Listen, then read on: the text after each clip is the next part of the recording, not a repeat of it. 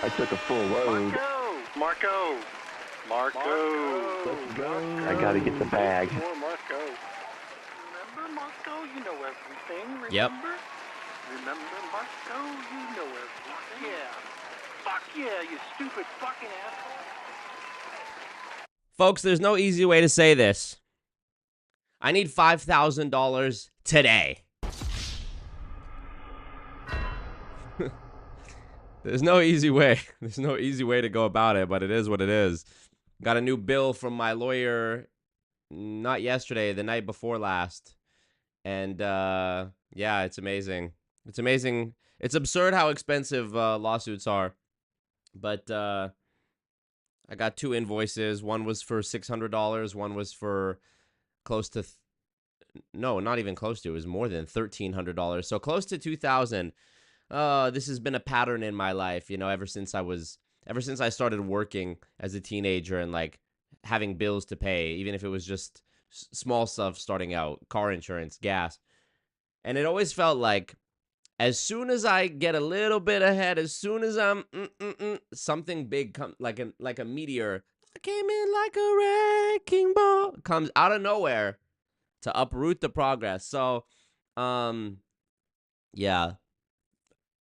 A brand new, just when you're out, you're at the gym, you're enjoying your day, and then all of a sudden, email, $2,000. Yes. So that's good. But I will say this.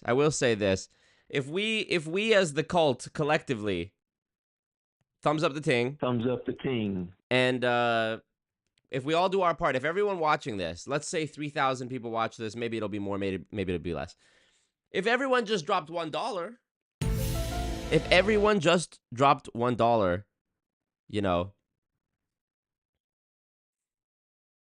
we'd be doing good. We'd be doing much better. So I'll even settle for 2. I know I came on and I said 5, so then I can artificially, create a discount or a perceived discount of $3,000 and say I just need 2.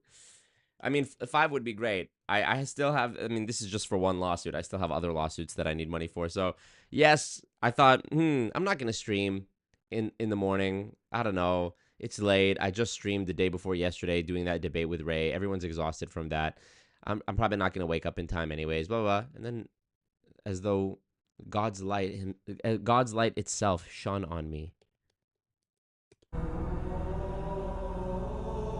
I woke up naturally quite early, and I thought, I have plenty of time. I can eat, can walk to the store real quick, get some more water. I'm out of water. Get some, fruit, and do the stream. So I thought, hey, let's pay some bills, baby. Let's pay some bills. You're broke. You're fucking poor. Yes, I am, Andrew. And what else? Good news, though. Good news. Here's some good news before we get into it. Last night, I made burgers. Made burgers last night. Wasn't, but I craved it. Thank you, Legend, from my brown job. Thank you, Legend Gaming. You're the GOAT. Appreciate you. Yeah, made burgers. Probably the first time in close to a year that I've made burgers since I was back in Canada with my family barbecuing. And wow, they were so good. And I don't know, the craving just was insane. I bought all the ingredients at the store. And then I had the jar of pickles, like sliced dill, pickle slices for the burgers when I got home. Bro, even just thinking about it right now, it's about to be a problem. I opened the jar of pickles, and as soon as the smell hit me, bro, I just started drinking. Not my proudest moment. I just, as soon as I smelled the pickle juice, I just and started drinking the pickle juice. And then, because now there was some pickles on the top that weren't submerged anymore, because now the water level had dropped down because of me drinking it. Now, there was more pickles that weren't in the water, so then I had to eat a bunch of pickles as well. So it was definitely something. It was definitely something. I think we can say that without a shadow of a doubt. I sense lag. Let's get it out of the way. Our inaugural Every stream this happens where I start and we have some lag and then we refresh it and it's fine. So I guess we're just going to get that out of the way. Encoding overload. Made it up. Here, I'll do it on my phone. Let me close the stream. That's always the problem. For some reason, the YouTube tab, the stream chat, is always the one that causes the most, like, I don't know, usage on the computer or whatever. I don't know why. Viz Mayhem with the super chat. Yes. Alexa, play I'm Upset by Drake. Hashtag at lawyer fees. Thank you. Starla Marie, $2. Goon tax plus 1 non-goon. Thank you guys. You guys are the goats. Thank you. Yes, the Streamlabs link in the chat is the better way to donate if you want to support the boy and help the fight against the evil multi-level marketing cabal. Because YouTube takes 30% and Streamlabs, doesn't. So that's good. Also, I'm just going to put this out there. If there is anyone amongst thee who is connected in any way to a speaking bureau or a speaker's agency or something of the like, or some sort of like university or high school administration, the next evolution of my career, if you can even call it that I really think is a good step forward for me and for what I'm trying to do, is public speaking, specifically in a few places. Number one, high schools. I think speaking to the graduating class of high school students about not just multi-level marketing, but all kinds of scams that they might encounter post-high school. I find these are the people who are the most, they have the least life experience. They're the most likely to be duped by some, confidence man. That's what happened to me with my my former best friend from high school. Is fresh out of high school. He was recruited to Amway and then to World Financial Group. And I really think getting to these students before the MLMs do is a huge key to winning this battle in the long run. And MLMs they pay to set up booths at these like career fairs at high schools and universities sometimes. And that just pisses me off so bad. And it's like, you know what, if they can be in there influencing the students negatively, I should be there influencing the students positively. So yeah, high schools, universities, also like community leagues, or maybe you would call them councils or town hall meetings, things like that. Things where the community, where I can speak to members of a community, because, you might have like ethnic communities where in a certain region there is like a lot of Filipino people or Mexican people or Indian people or whatever. And MLMs always take advantage of that, the sort of camaraderie and the familiarity between people and their fellow, religious community, ethnic community, cultural community, etc. So I think speaking to those people about the dangers and the spread of pyramid schemes is important and can be helpful. So I definitely want to see if I can do something in this vein, and not just talking about MLM, of course, because obviously, MLM has already covered this. They have the DSEF, Direct Selling Education Foundation. They have university professors across the country of the United States where, they're paid advocates of MLM, where they are paid to write, positively about multi-level marketing as a supposed industry. And so even if I'm not able to talk about multi-level marketing directly, I can still talk about pyramid schemes and the red flags of a pyramid scheme. And so that way people can, if students then get prospected with a multi-level marketing scheme, they can put it together in their head as, oh, this is exactly what Marco explained to us, the endless chain and the would you have $1 million right now, or a penny doubled every day for 30 days? So I think this is a great step forward, not just because it's going to help me to help more people, but also this is going to allow me to assuming that these organizations are going to pay me for my work, that obviously is going to help me with lawsuits as well. So I think it's a smart move on both fronts, both personally when it comes to being able to continue the work and fight the lawsuits, as well as getting to the students first, getting to young people first. I think that's very important. So Burger Baron says, my dad is a high school teacher, but pro MLM. That's a poo-poo situation. Viz Mayhem, I'm in contact with some of my high school teachers. I live in Central Jersey. Interesting. Yeah, I mean, I would just like to, you know, I would frame it sort of as like, look, you know, as the teachers and the faculty, you're sort of, you know, you have a responsibility to make sure that these students are prepared when they go out into the real world for success. And this is something that is so pervasive, you know, pyramid schemes and scams. It's so pervasive among young people who graduate high school and they're fresh out, or they're first year university students getting poached.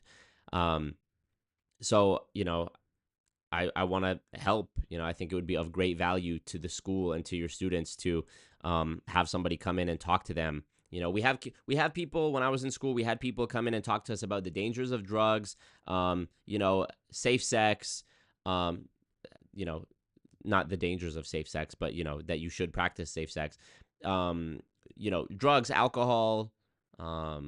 There was one guy who we had who was like a motivational speaker when I was in high school, who came in, and I remember he talked about taking initiative and never, you know, don't just like blame your circumstances, always take initiative and be in control and things like that. So I think that surely, I mean, I know in my heart, even though I don't have tangible evidence, I know in my heart that like schools and universities, they have budgets for these things, you know, even like community organizing and whatever, community leagues. It's like, okay, maybe maybe this summer when I go back to Canada, if I go back to Canada in the summer, you know, maybe there are community leagues who they can't afford to pay me, but they can buy me lunch or whatever. I'll still do it, you know. It's like I'll still do it if it's like building those relationships to be able to, you know, oh, maybe this guy spoke at our community league and it went really good, you know, my friend is the principal at this school, they should hire you, whatever. So I have a few trees that I'm shaking right now in terms of contacts and agents and whatever to get this going, but I definitely think it's a good idea. DTI says this is a great idea, so thank you. I sure think so. Treytino, what up? Jared, Legend Gaming, thank you again, Viz Mayhem. Do you think you'll go vegan again? No, Legend Gaming, I won't. Jared in here on his mod ting. Yeah, good. BA, what up? Appreciate you. Dave Vaughn, so many rays of sunshine this week. Yes. Starla, what up? Jelly Snack, Wagwan. Look at all these members. Don't you love it when the names in the chat are green? Uriel, look at that. Goons with the custom members only emojis in the chat. You love to see it. Created by Devin. Shout out to Devin. It could absolutely be an educational presentation. It could come off as super sarcastic, but inform people about how easy it could be to get scammed. Yeah, I think there's some, I could make it fun too. Like I could start the whole thing asking the students, would you rather have $1 million right now or a penny doubled every day for 30 days? You know, I think that's a great way to start. And then like I could even have 2 students come volunteer and I put them through a simulation of Split or Steal. If you're familiar with that game, it was a game show as well at one point. But Split or Steal is like there's 2 contestants and there's, let's say, $1 million. And they each have a choice between splitting or stealing. If they both choose to split, they split the money. If they both choose to steal the money, neither of them get anything. And if one chooses to split and one chooses to steal, of course, the person who chose to steal steals it. So I think this would be a great example, an exercise to run through to show the kids how it's not necessarily people being stupid that enables them to get scammed. If the prize is good enough, if the promise is good enough, people can compromise their morals. And if people are desperate enough, certainly people can compromise their morals. So I think, you know, I think I could do a really effective presentation that they will carry with them. Mythic says, I had to cut back on subscriptions to stack some bread, but I'm still a goon. Okay. I'll allow it. I'll allow it, Mythic. I'll allow it. I'll allow it for now. I have to. Thumbs up the ting. Thumbs up the ting. Let's get into this. What else was I going to say? Oh, yeah, I was craving the pickle juice, and then today I woke up, I was craving deviled eggs, like I'm somebody's grandma at a Christmas party. Don't know why. Okay, let's, I don't even know where to start with this guy. So Ray Higdon, we talked about Ray Higdon. It's probably going on 2 years ago now when we reacted to his, I did 2 streams reacting to his so-called reality show called Play to Win, or as I like to call it, Pay to Win, where it was the most abusive, like, weird, masochistic thing where, here, can I pull it up here? Will it show? There we go. Way too big, though. And bring that back, and bring that back, and bring that back, and bring this back, and put this here. Okay, so yeah, Play to Win was Ray Higdon's show. Move me over here. Beautiful. And here. Play to Win. It was such a weird show where basically people were just pressured to trauma dump about how hard their lives were and the most horrible, dark things they've ever been through. It was so cultic, the way they were just like making these people profess their darkest secrets in order to hold it over their head. And like, there was no real criteria for like, how do you win a challenge? It was like, it was just nonsense. It was complete nonsense and so gross and uncomfortable to watch. And like, you know, my infamous soundbite, how, of Ray Higdon's wife, Jessica Higdon.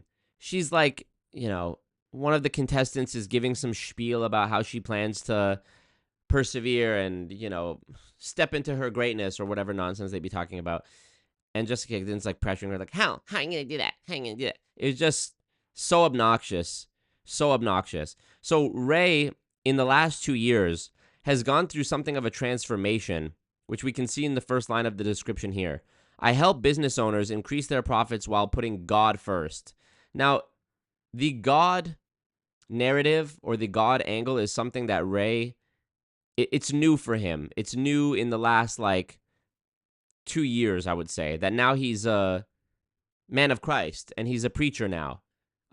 Look at the cover photo. Learn how to incorporate business and the Bible. How to tap into faith to greatly increase your finances. Master the turmoil of business with biblical principles. Mind you, this is a guy who is a career scammer, okay? This guy is a career scammer pushing pyramid schemes, all right? And his coaching group, Rank Makers, which Julie Anderson, shout out to Julie Anderson, she was in it. And I have an interview as well on my multi-level misery series with Jennifer Ryla, who was also in Rank Makers, who talks about how horrible it was. And so, you know, you can go listen to her story for her accounts of how Ray was such a bully during that. And let's check it out. I've been blessed to share the stage with renowned thought leaders, including Tony Robbins, Les Brown, Robert Kiyosaki, Bob Proctor, Gary Vaynerchuk, Magic Johnson, and many more. Last year, I ran a mastermind with legendary expert John Maxwell called the Higdon Maxwell Mentorship Program. I mean, you know? Okay, so the channel is huge, of course. 51 views, 63 views, 72 views. This one did good, 218 views. My man's crushing it. Let's watch his most recent, this is I guess the newest company that he's pushing called Brilliant or Brilliant Plus, okay? Let's watch the discovery call. This is 1 day ago. We'll watch the discovery call and then we'll watch the compensation plan, okay? Brace yourselves. Buckle up. Strap in. Let me see your comments here. What up, Lily of the Valley? I'm here to building a DIY litter box. Okay.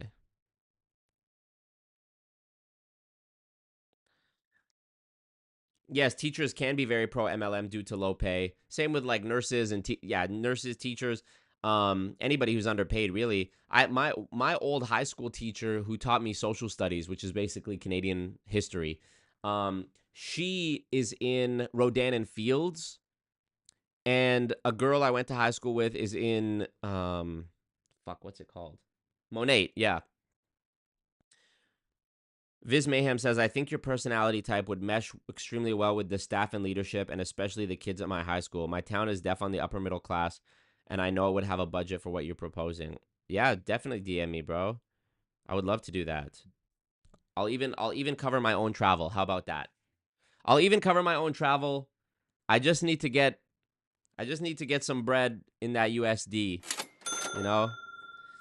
I was a combat veteran. Hold on, Dave Vaughn said something about... Hold on, go back to Dave Vaughn's comment. Go back to Dave Vaughn's comment, always, Marco. He said something about this idea that I missed it. Go back. I'm having chat blindness.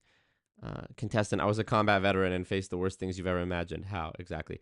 Dave, where the fuck is the comment? I saw it, now I can't see it. Where you talked about UBC. You said something about UBC. Rays of Sunshine, blah, blah, blah. Dave Vaughn. Maybe I've scrolled too far now. I can't find it. Dave Vaughn said he knows... Where the fuck is it? Oh, that wasn't in the chat. That was a message. My bad. Sorry, Dave. It popped up on my phone. That's why I thought it was in the chat. Ray getting squirt with the water gun sound effect. Oh, one of my favorites. You know?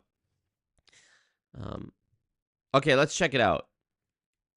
Marco to talk in the Jessica Higdon voice for the rest of the show. For the right price, anything is possible, except me selling my soul to the MLMs.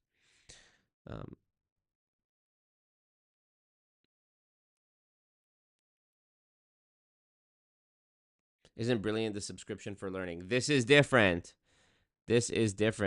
Look, join. Oh my God, look at this. Join our free Facebook group, Network Marketers for Jesus, here. Get our free faith-based network marketing blueprint. I can only imagine that this faith-based network marketing blueprint is about how to prospect people by like approaching them in the church or talking to them about the Bible or some dumb shit like that. So let's check it out. To learn more about the Brilliant Movement. Super excited about this, and we're going to move quick. And if you have questions, get back with the person that invited you, and we're going to have some fun. So first, I think we need to go here. How did this happen? Well, about 14 months ago, and by the way, my name is Ray Higdon. 14 months ago, I was introduced to Graham Cook. I actually came to Christ in November of 2022, and it's like that U2 song. I finally found what I was looking for. And I knew that there was something missing in my life. I had created success in business. I had, generated millions of dollars in business, spoken on all kinds of stages all over the world. But I knew something was missing, and I didn't know what it was. And so after several years of searching, I found that it was Christ. And so I accepted Christ in November 2022. Instantly, I was just very focused on learning more. I didn't grow up in the church. I didn't know one verse. I didn't know anything. And by the time I got to 14 months ago, when I got introduced to Graham Cook, I was actually facing a major problem in that I had fallen in love with Scripture, and I had fallen in love with talking to people about Christianity, but I didn't know where God was calling me. And so someone recommended this book, which I had, at the time, I'd never heard of Graham Cook. And so I get this book, and he walks you through how to craft a prayer to get answers. And so I craft a prayer, and it... How much does that cost? How much do I have to pay Graham Cook to teach me how to craft a prayer? To teach me how to talk to myself in my own head? I get an answer. I get a very clear direction on exactly what I'm called to do. And so from that point on, there was no more confusion. Now Can I just ask a genuine question of you all? Regardless of your religious belief, if you were on the bus or the train and there was some guy muttering to himself who claimed to be talking to God, or came and sat next to you and said, God has just spoken to me and I'd like to tell you what he said, would you think that's a person you should get closer to or move away from? How is that any different than when serial killers or whatever are like, the voice of the devil was in my head? We think they're crazy, right? Or they're bullshitting. But when somebody says God spoke to me, it's completely different. What's this called? Appeal to divinity, I think. There's an actual term for this. Appeal to heaven, something like this, where it's like everything good you attribute to God, and everything bad you attribute to Satan. Everything good you can't explain, rather, and everything bad you can't explain. It was either God or it was either Satan. You know, explain that to me. Explain that. There were still, different challenges and different learning lessons, and there's always those, right? But his teaching really helped me with that. And because one of the struggles that I had, and I don't know if you feel this way, but I'm like, man, I want to be like talking, I want to be helping people with their walk with God, but I also got to do this business thing. And so I had, my coaching and training business, but I'm really more excited about talking to people about God. And so I had this kind of, tear. And so it's just interesting how God has put all of this stuff together and put this company together. And so that was kind of stage one. Then stage two, I got introduced to Dion, and Dion is Graham Cook's business partner. And we spent some time together. I had him speak at my event. That's us, me and my wife, and him and his wife. And after much prayer and much work, we decided to all partner on this program that you're going to hear about tonight. And we launched this officially April 9th. And so you're hearing about it pretty early on. And so this is a unique chance. Unique chance to get in on the ground floor or something, already a typo, of something that has never been done before. I can already tell you every statement here is a lie. It's not a unique chance. You're not on the ground floor. Actually, you might be on the ground floor. That might be true. And something that has never been done before. It's absolutely been done to death a million bajillion times. This is multi-level marketing. I had a date tell me God was speaking to him and said we should not go out anymore. I said, I agree. LOL. So true. The DSM-5 would call it schizophrenia spectrum disorder. Yep. I have family that acts like that, unfortunately. It's so hard to say. Are they swinging? Right? Chance to get in on the ground floor of something that's never been done before. Now, you don't know who Graham Cook is. This is a guy that's changed so many people's lives. John Smith. John Smith. Insert John Smith. You guys remember in the debate, also somebody asked, did I clip the pool bit from the debate? Yes, I'm clipping that for sure, and I'm going to post that. Whenever these people, the pool bit in the debate with Ray Bans, when he said, imagine you jump off the cliff and it's a pool there that you didn't see before or whatever. Classic moment. So many people commented saying that's like the ice cream melts moment of this debate. Well, Graham Cook, if you don't know who Graham Cook is the John Smith moment of this video.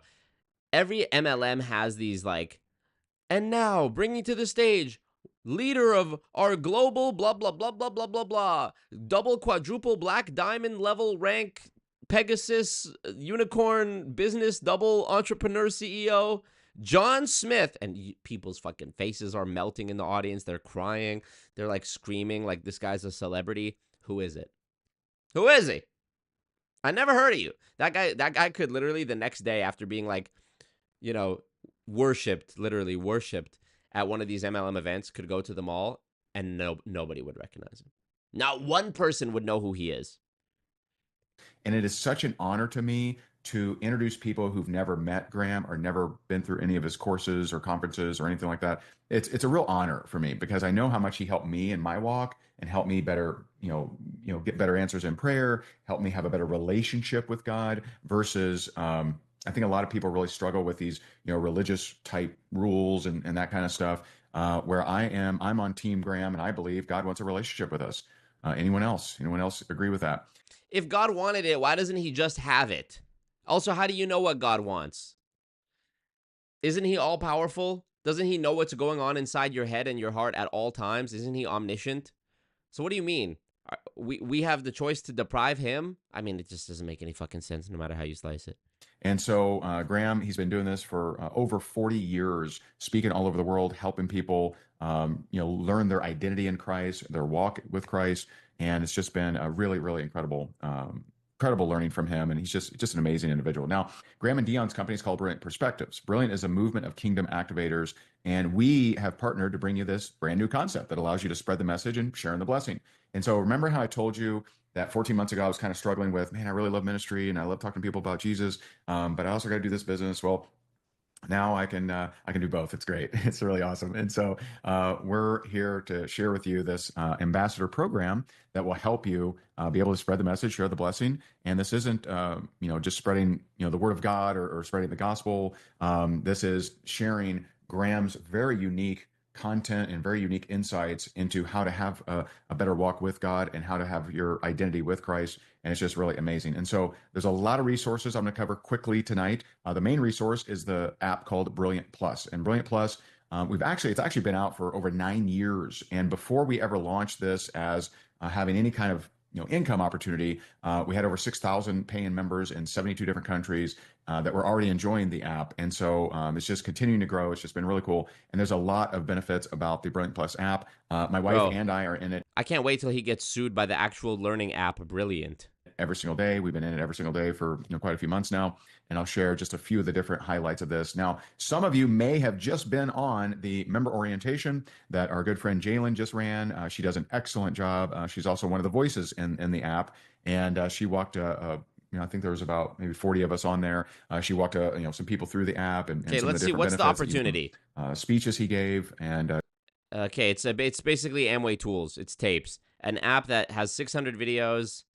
Okay, what else, Ray?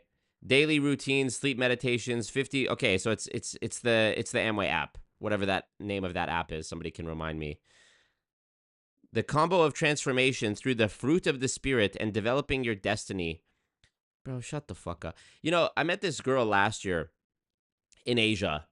She was a young girl. She was maybe 23, 22, 23, and it was her and her best friend that were living in this place that I was visiting at the time in Asia. They were both from the US. Anyways, I got to chatting with them. They were both like these sort of like, not hippie, but like, sort of like these spiritual crystal healing energy, like Erykah Badu type black girls, They were these type of girls, talking about divine feminine and feminine, all this shit. Bro, let me tell you this. I asked the one girl, so how do you, how do you guys, like, what do you guys do for work, like, to sustain yourselves out here, Because it's very difficult for many people to find remote work. And those that do have remote work who travel abroad, these, I guess you would call them digital nomads. They a lot of them are like software engineers, for example, or they do like cybersecurity. So I'm always curious when I meet people, like, what do you do that allows you to work remotely and travel and whatever. And she was like, yeah, we have online businesses. I was like, okay, sick. Turns out the online businesses were, one of them was like a PDF manifestation guide for like $8.88, because of course you have to have the repeating numbers. I was like, okay, nobody is buying this. And if they are, anyways, I'm sure she's not making that much money off an $8.88 PDF file. The other girl, I asked her, what do you do for work? Because this online business thing was quickly debunked. And I was like, no, but like, really, what do you do? Like, I was like, I'm just curious to know. Like, I'm not going to judge you if like your family is giving you money to like sustain you or whatever. She said to me, without a shadow of irony, she said, I print money with my mind. So I said, okay, now we're in the Matrix. Now we're deep in it. I said, what do you actually do? I did some digging on my own since I couldn't get an answer. And I found out that she had a YouTube channel. And on the YouTube channel, it was a bunch of videos with titles about like God and how to bring glory to his kingdom and whatever. Thank you, X Gonzalez. Welcome back in. You're welcome back into the cult anytime. And in one of the videos, she talked about how she's like, guys, this video is to give you the opportunity to sow a seed into my empire. What does it mean? This was another thing they told me too. They were like, when I was talking to the two of them together one time, they were like, we're building empires. I was like, what does that mean? They're like, it's everything. It's business. It's acting. It's modeling. It's music. And I was like, right, but Do you do any of those things? Like, are you a model? Are you an actress? Do you make music? No. It was like truly the most delusional person I've ever talked to, maybe aside from Ray Bans. And she was like, yeah, we're in the business of building empires. Like, we're not just trying to build businesses, we're trying to build empires. I'm like, girl, you're trying to have a whole feast. You don't even have a table yet. You don't even have ingredients yet. What are you talking about? Anyways, on one of her YouTube videos, she was like telling people that she has an opportunity for them. And the opportunity was to become a part of her empire and sow a seed into her empire. And she deadass said, hold on, I gotta turn up the gain on my mic a little bit. I feel like I'm a bit quiet. Is that better? Anyways, she says, I'm looking for 10 people to sow $1,000 into this empire. Is that better? Anyways, she says, way better. I'm looking for 10 people. No, I didn't hit Viz Mayhem. I saw that though. And then she says, I'm looking for 10 people to sow $1,000 into my empire. So you just want $10,000 for nothing is what you're telling me. It was literally like when I come on my stream like today and I say, hey, I need $5,000. First of all, not only is that half the amount that she was asking for, but I also have like the number of subscribers where it is actually kind of feasible. Like even right now at this very moment, there's 120 people watching live. Even just these 120 people could do a collective large part of chipping away at $5,000 if that was the goal, you know? If everybody gave $5 out of these 200 people, I don't know, math is not my strong suit, but still, sorry, 120 people. It would at least put a dent in it. It would at least be a chunk of change. And this girl who had like hardly any subscribers was like, I need $10,000. And she didn't even like come out and just be honest about it and be like, look, I need 10 bands because I'm out here traveling and like I'm trying to live it up and it's summertime and whatever. No, she was like trying to finesse them by saying that this was like for some greater spiritual purpose. Just say you need the money. You know, lie. At least when I do it, it's for an actual reason because I need to pay my lawyer and shit, you know, so I can keep doing this, you know. She just wanted it. She just wanted money. I was like, oh my goodness. It's insane. Let's see. I'm an in-between for the software engineers and the customers. Crypto DJ. Oh, yeah. Oh, fuck. How could I forget about Crypto DJ? That was another girl I met on my travels. She was from Kazakhstan. Turned out she was actually piss poor. And I asked her, what do you do? Crypto and DJ. First of all, if you had said either one of those, I would have been doubtful. The fact that you combined them and said both tells me everything I need to know. And then literally the next day, she was like, maybe not the next day, maybe a couple days later, she was like,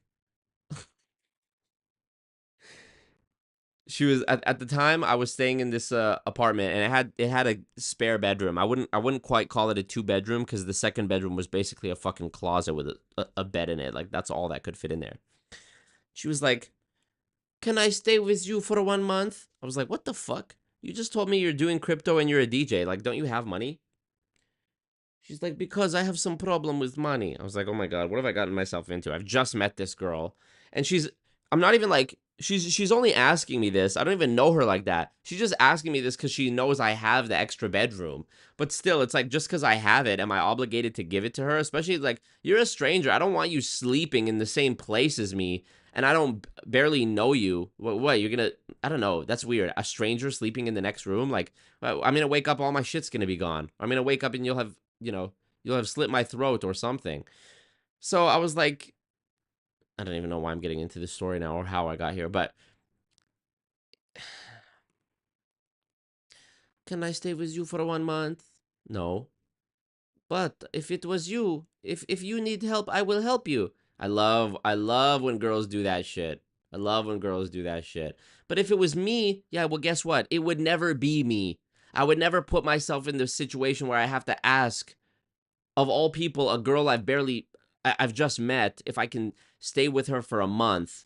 No girl would ever oblige that. It's just because you're in the situation now that you're insisting that if the roles were reversed, you would be so gracious for what you're demanding from me. But how could we ever possibly know that if that's true? And I suspect it's not true. So, yeah. Can I stay with you for 1 month? Because I have problem with money. I was like, if I let you stay with me for a month and I don't barely know you, do you think after that month goes by, you're just going to be like, okay, it's been 1 month. Thank you so much. No, you're going to, as they say, if you give a mouse a cookie, he'll ask you for a glass of milk. So crazy. Can I stay with you for 1 month? I have problem with money. I have to go back to Kazakhstan. Okay, go back to Kazakhstan. Very nice. You know? Poor girls, they don't need this new age crap. They need therapy. Yeah, for real. I craft prayers with Graham Cook. Hits almost the same way. Exactly. Then suddenly Marco hit. Stop it. Hilarious. I'm broke. I'm poor. Help. I'm dying of poverty. Yeah. Wagwan. It's crazy, innit? Hobosexuality. Yeah. Marco, don't let people convince you it's paranoia. That's literally how people end up as a Netflix doc. King in the castle. King in the castle. Anyways, back to this. I started with Graham and Hold on, let me read this. The combo of transformation through the fruit of the spirit. Oh, that's what got me onto this. Talking about the fruit of the spirit is what reminded me of sowing a seed into my empire. Shut up. Kelly talks about brilliant for sleep. Okay, showing some testimonials. Here we go. Uh-oh. Here we go. Here's the good stuff. It's full-blown access to everything that we got. You get that for 5 days. And then, do nothing, you become a member. Or if you do not like it and you decide you don't want to do it, just let us know. They'll cancel that membership. And so, but the membership is $47 a month or $397 a year. And to be an ambassador, if you want to promote this and earn referral commissions, it's $10 per year, not per month. Most people read that wrong. It's the lowest legal amount we could actually charge. And so we're not looking to overcharge you on that. And so the membership So generous.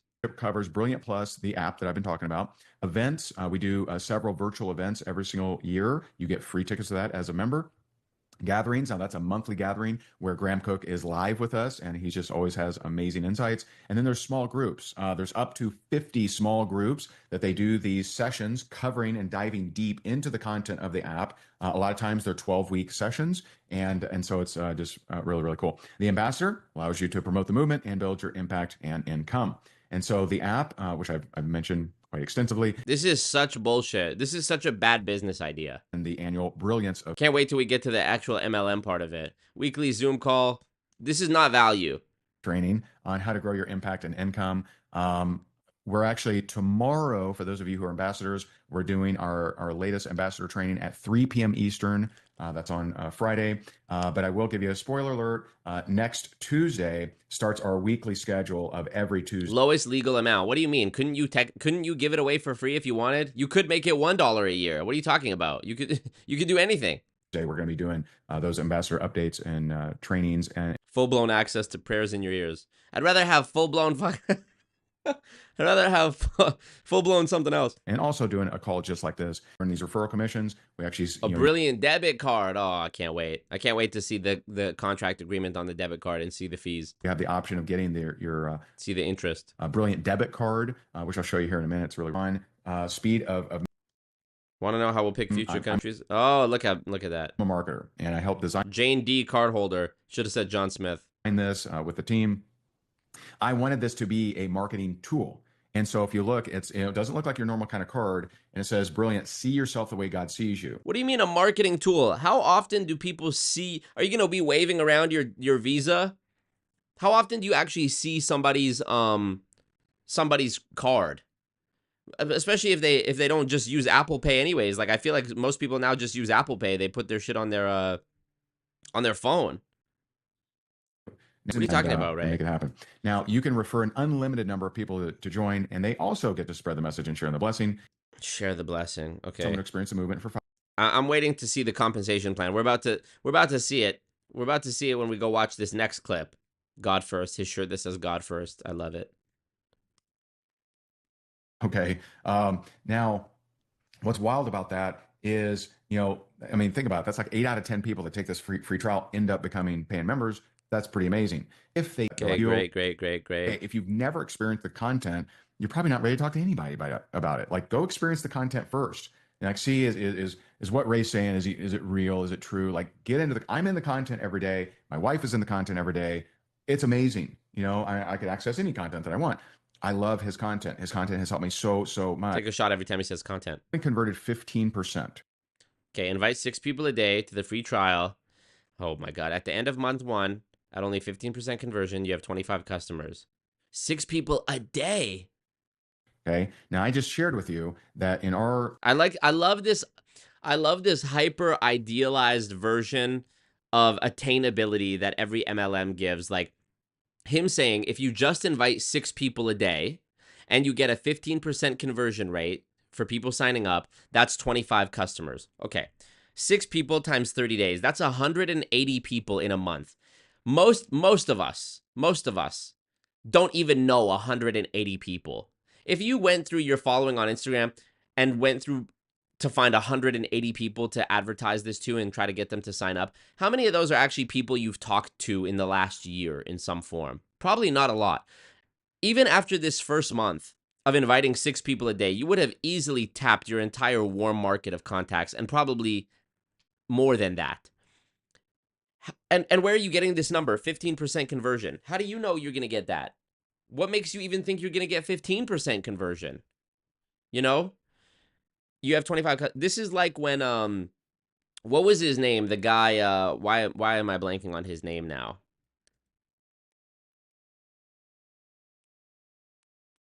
Fuck. What was his name? Not Holton Bugs.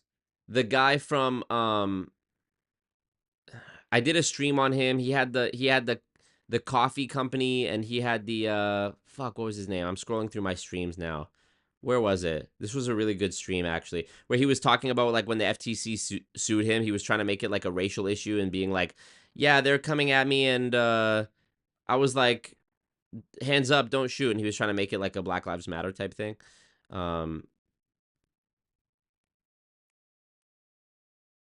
Where the fuck is this?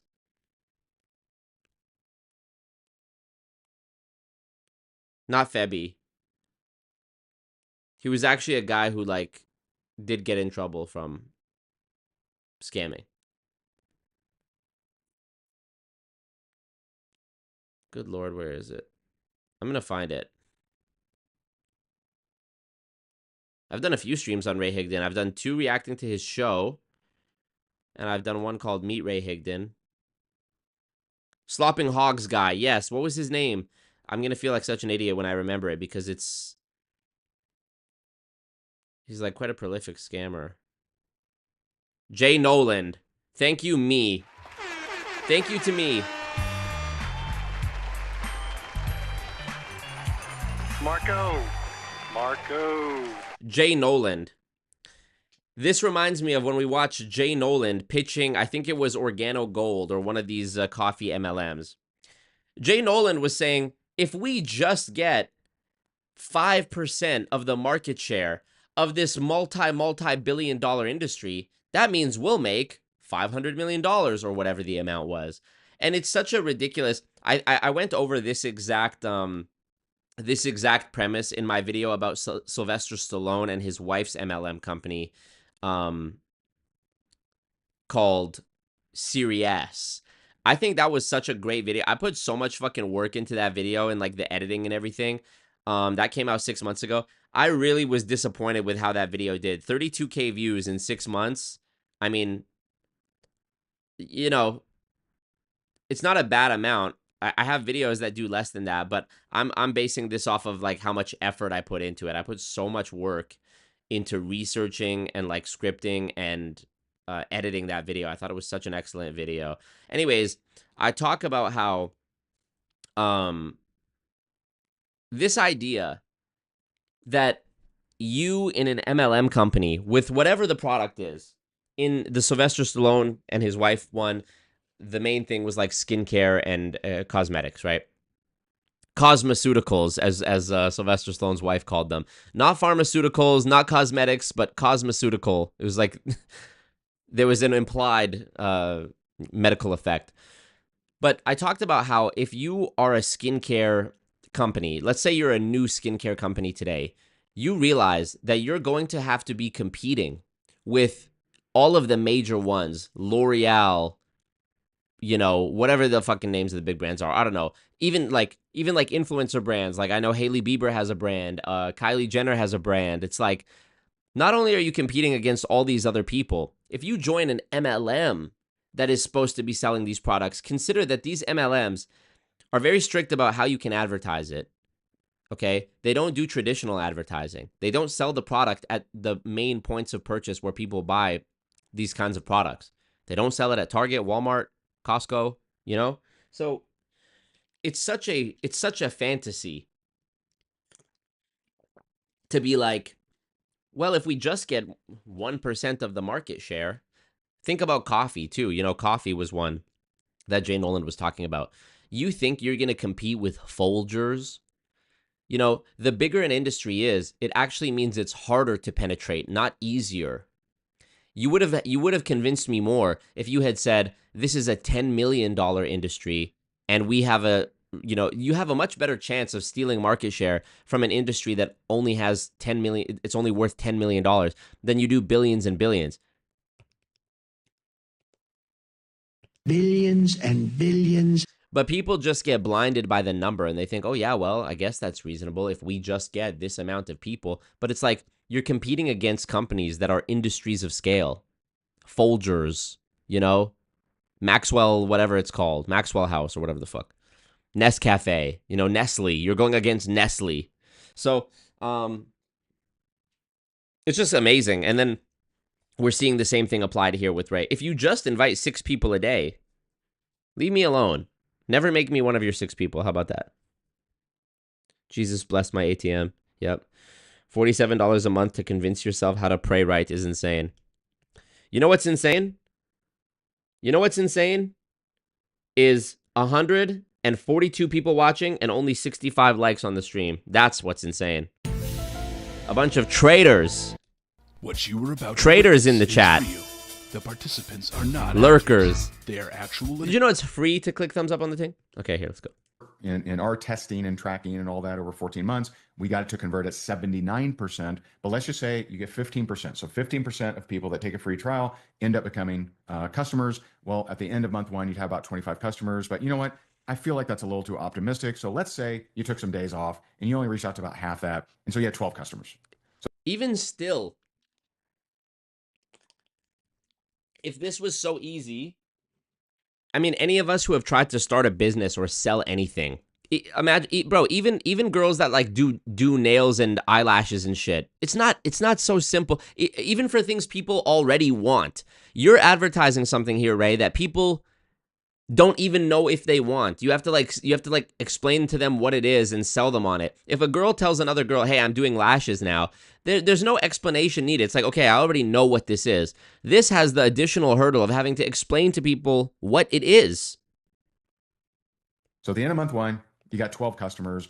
What would the first 3 months look like? Well, I created this scenario based on a couple things, okay? And this is kind of your first look at how you get compensated. And so anyone that you personally refer, you make 25% of anything they ever spend on the membership. So if they buy the annual at $397, which right now I think we're... Okay, so let's see. Commission level 1. Okay, so here's the multi-level marketing structure. Here we go. And so anyone that you personally refer, you make 25% of anything they ever spend on the membership. So if they buy the annual at $397, which right now I think we're around 32%, I believe. About 32% are buying the annual. And so if they buy the annual, 25% of $397, it's not too bad, right? If they do the monthly, that's 47. But in this... So let me get this fucking straight. Let me get this straight. $397, let's call it $400 just for the ease of...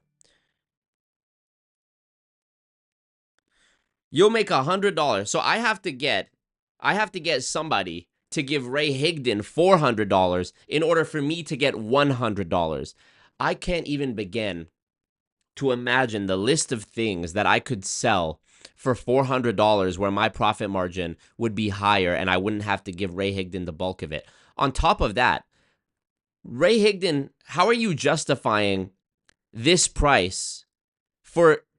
I mean, the product is an app, so it's not a physical product. There's no overhead. Okay, maybe you have a software developer, a coder, whatever.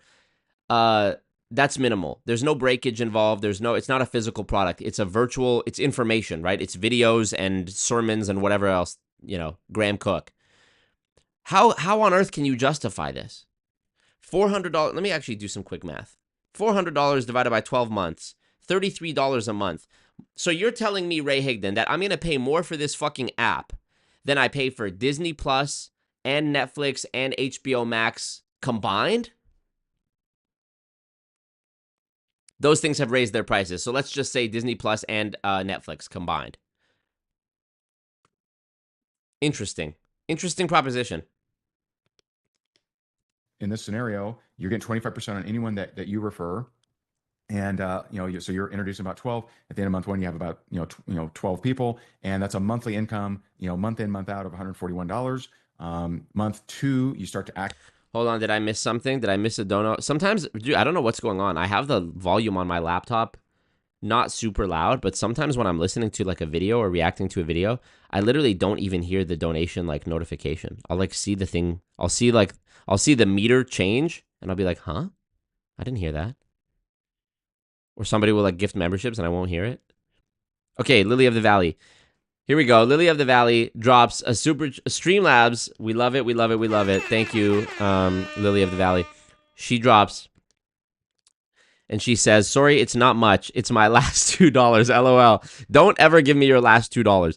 In return, may I have a happy birthday for my birthday in a little less than 2 hours. Keep doing what you do. Big up. Big up. Happy birthday. Beware the Lily of the Valley. Beware the birthday of the valley. Am I right? You know we doing it big for your birthday. We out here. Mrs. Incredible. Miss Invisible Woman.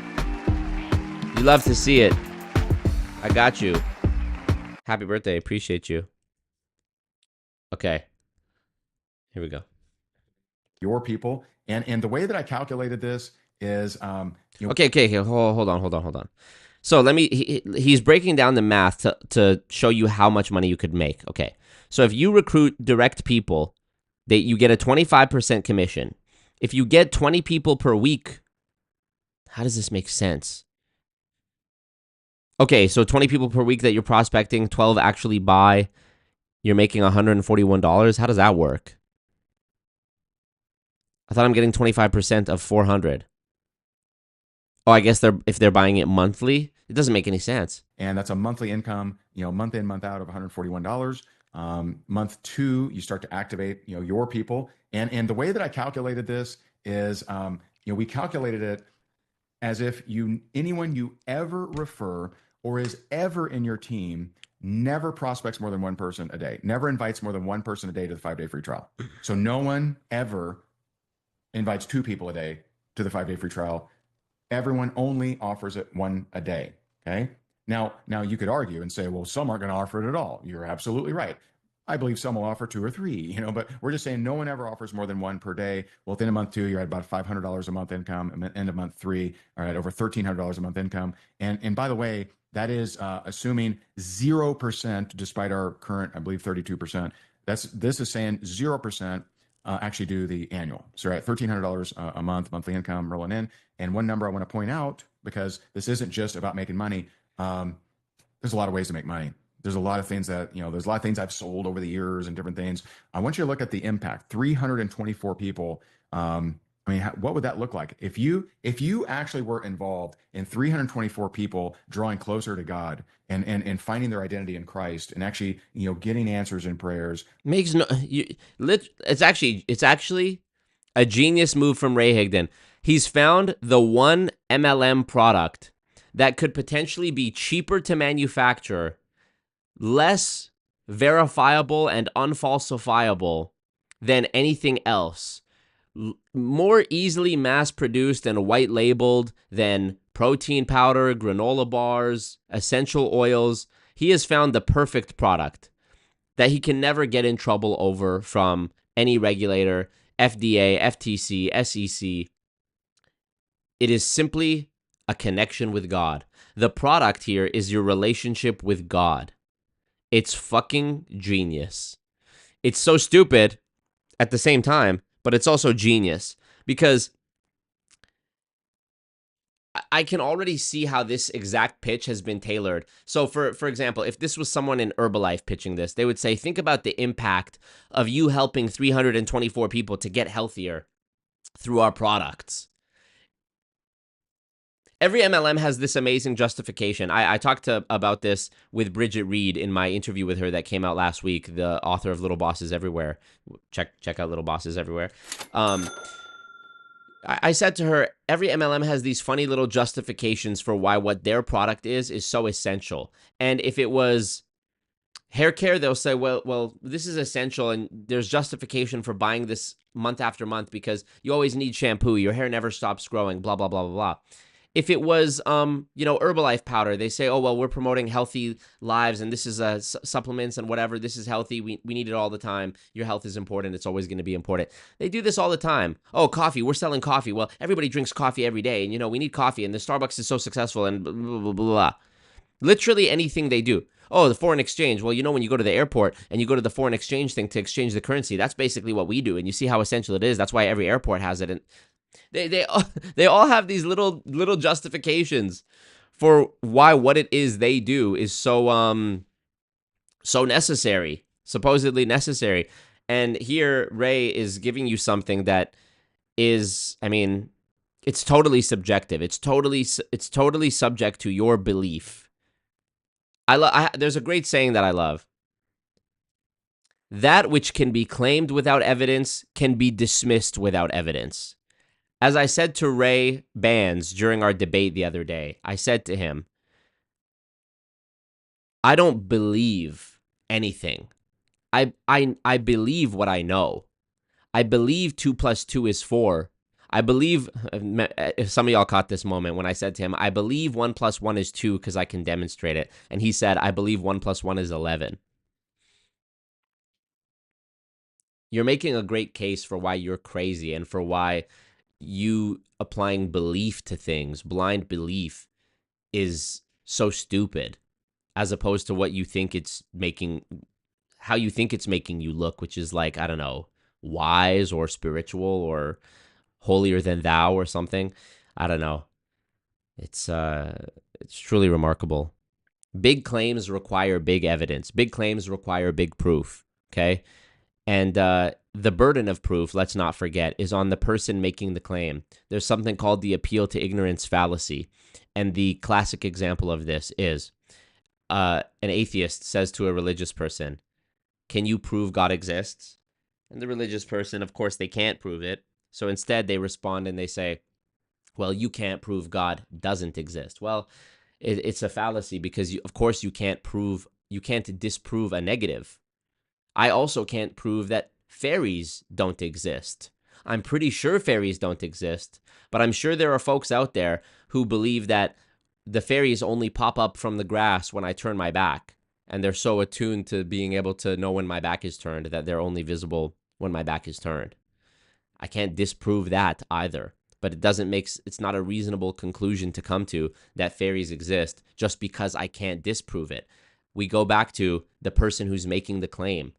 The burden of responsibility, the burden of proof is on you for making the claim. If you think that there is a, flying spaghetti monster orbiting the earth, okay, I respect your right to believe that, but I'm also going to say you have to back it up. You're entitled to your opinion and your belief if you can back it up.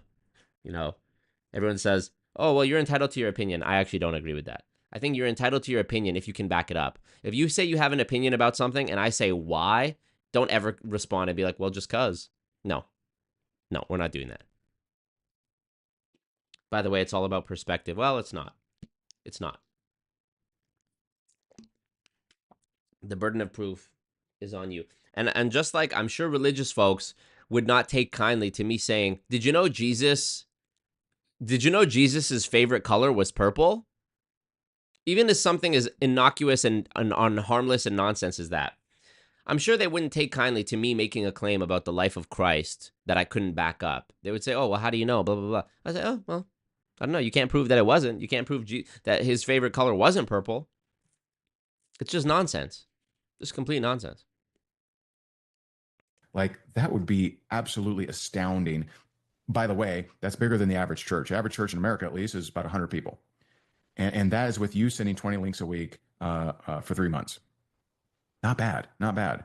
Now, can you imagine month 12? Now, I didn't want to scare you with the numbers if I actually ran the same numbers, so I actually reduced it. And so instead of 15%, at 10% conversion and reaching out to 20 people a week, at the end of 12 months, you're at over 1,000 people that you're helping make an impact, and you're generating over $10,000 a month.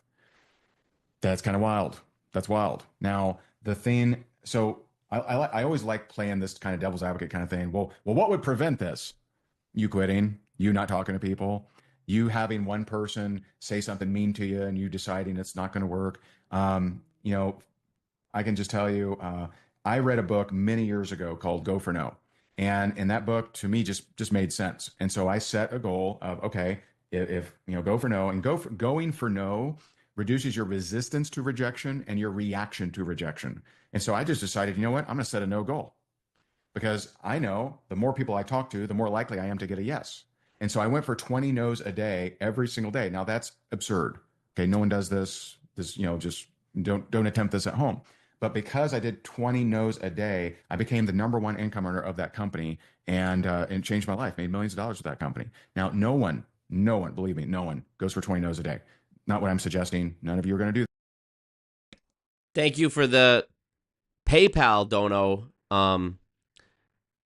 Amanda. Thank you so much. Amanda subverted all of your expectations and sent $20 through PayPal, not even through Streamlabs, just straight through PayPal to my email, alwaysmarcomgmt@gmail.com. What a legend. Thank you so much. Thank you. Do that. I'm just saying. But what I want to prevent from happening is you hearing one no, or you hearing someone be negative about Graham, or, you know. Let me do some Ray Higdon math on y'all ass real quick. 135 people times $20. $2,700. I'm just saying. If everybody dropped, hey, let me tell you something. If everybody right now dropped $20, actually I'll minus $20 because Amanda already did it. $2,680. If everybody that's watching right now dropped $20, I would have $2,680. Boom, $2,000 to pay the lawyer bills that I just had to pay. And I would have $680 that could go towards more lawyer fees, which are inevitably coming. Think about it. Think about it. Think about it. And imagine, maybe one of you says, you know what, I'm only going to put 10, but somebody else puts 30. Maybe somebody says, I'm going to put 0, but somebody else puts 40. Now, every one of these champions, like Dr. B, who comes in and drops $500, you realize that that makes the amount that everybody else has to drop. Let's say Dr. B comes in and drops $500. Now there's roughly $2,200 remaining in the goal. Out of 135 people, now everybody only has to drop $16. I mean, it's basically free. If you went to Starbucks right now, you're going to spend at least $10. Don't drink Starbucks today. Be a hero today. Do your part. I'm the one out here putting my face on the line. I'm the one fleeing the country so that they can't come harass me at my home and my relatives' homes. I'm the one getting the lawsuits. I'm the one getting sued. I'm the one in court. I'm the one up with the sleepless nights, having the stress. I do it gladly. I made the choice. I do it gladly. I don't expect other people to do this. People have children and families and, you know, jobs that they can't take this on. I get that. But a lot of y'all support me. Let's just do our part. Let's just I'm trying to help the world. I need some help back sometimes. That's all. That's all it is. I'm just keep it real with you. I'm trying to help the world. I need the world to help me back a little bit. Because these companies, man, they've tried and they will continue to try to buy my silence. This is why I spoke so ill of settlements. I think when, you know, for example, when the FTC took the settlement from Herbalife, which was at the time the biggest fine or the biggest settlement that had ever been paid by an MLM, $200 million. Bro, if you're getting fined for your practices to the tune of $200 million, at that point, just shut the company down, right? At that point, it should be so ubiquitous and obvious that the company is a fraud that you just shut it down. $200 million fucking dollars. I can't even fathom the amount of money. And we're going to just let them go by paying for it.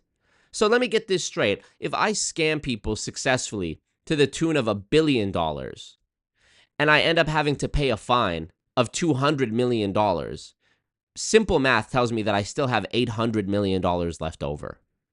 Maybe another 10 million went to fucking lawyer fees, which would be insane.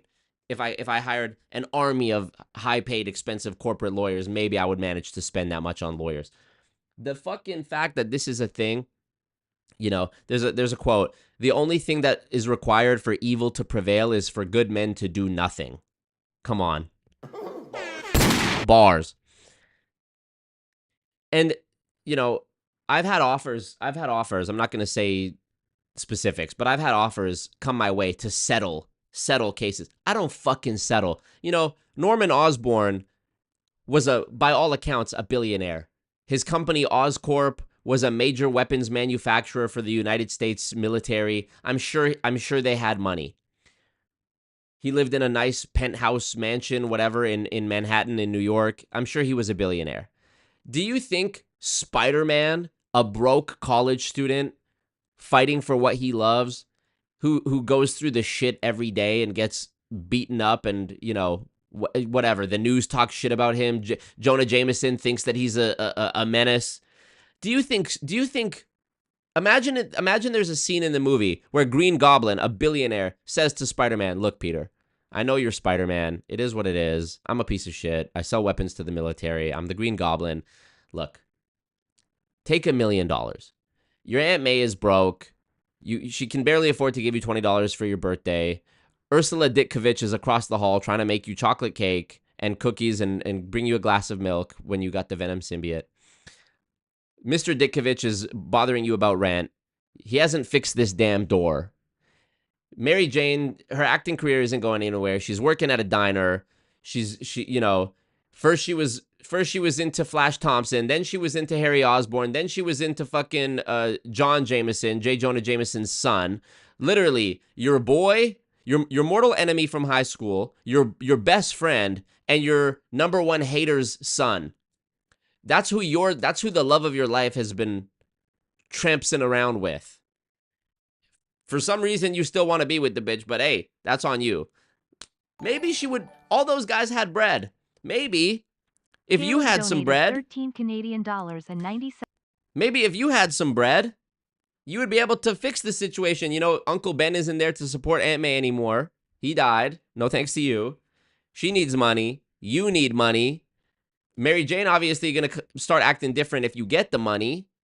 You know, take $1 million. Peter, from me to you. I've known you since you were a kid. You and my son are best friends. I'm the Green Goblin. Here's $1 million. Here's $1 million. Imagine this scene in the movie where Spider-Man was like, okay, well, what do I have to do for the $1 million? And Green Goblin says, just stop all this Spider-Man shit. Or at least let me go. You know, if you're swinging around, you're fighting Doc Ock and the Rhino, but you see me, let me go. Go after them. Don't go after me. You can't. You can't do it. With great power comes great responsibility. My Uncle Ben taught me that when I was young. So I refuse to settle with these companies because you know what? I think me winning a case is more valuable financially than me taking a settlement. The case law, the precedent, the legal precedent is worth more than $1 million.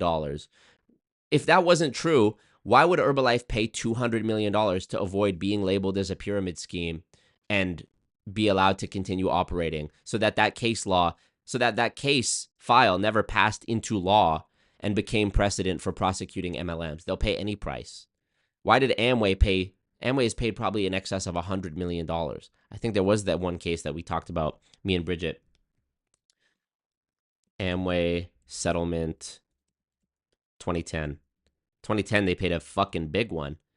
$34 million. Okay, $56 million to settle the class action. Here we go. This is Amway. In November 2010, Amway Corporation agreed to a $55 million settlement in a class action lawsuit brought by former Quickstar distributors. The lawsuit alleged that it was a pyramid scheme. $56 million in cash and products, totaling an estimated $100 million in economic relief. Okay, so $100 million. And that was just in 2010. That doesn't even include all the previous decades. Clearly, there must be some value in these lawsuits becoming actual case law. These companies only settle when they've exhausted every other option. If they can't drag the case on and put it through limbo for years and years and years and exhaust the opposition of financial resources or stress them out or harass them to the point they just fold, then by the time a settlement comes around or it's time to go to trial, they'll offer such a settlement where not only can you stop the stress, not only can you be safe again, but you can be rich for the rest of your life. All you have to do is let evil walk free. You know what? I love it. I can never miss what I've never had. I've never known wealth. I've never known riches. I've always known, oh, fuck, I got to pay my credit card. I've always known, oh, shit, maybe I shouldn't spend, maybe I shouldn't go out. That's what I know.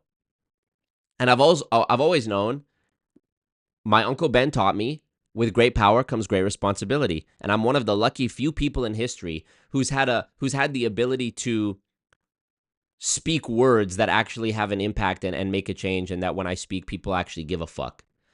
That's a very rare power that, in the grand calculus of all human history, it's a negligible percent of people that have actually been able to, have some sort of power in their voice.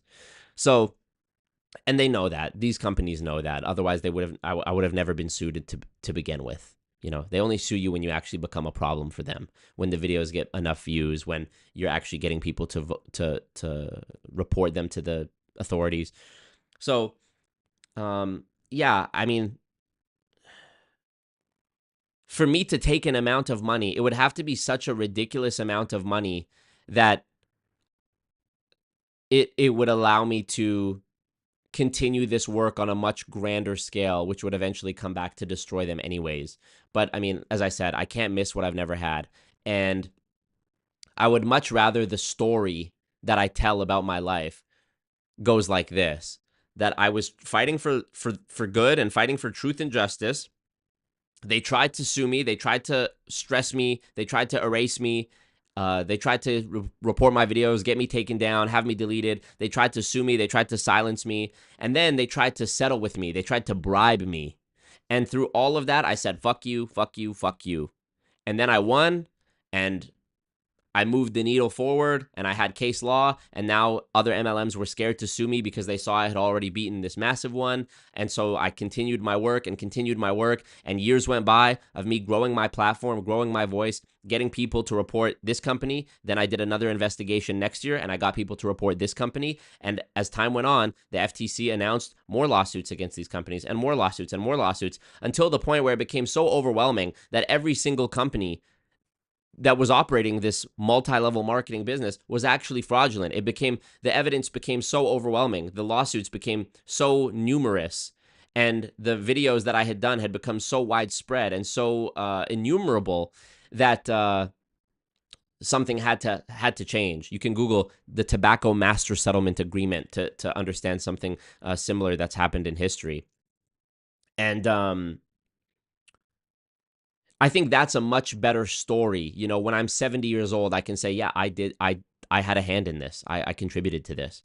I think that's a much better story than saying, yeah, I was 29 years old, 30 years old, and I had a lawsuit, and it could have led to that, what I just described. But instead, they offered me $1 million, and so I decided to just take my $1 million and invest it in, low-risk stocks and ETFs and, commodities.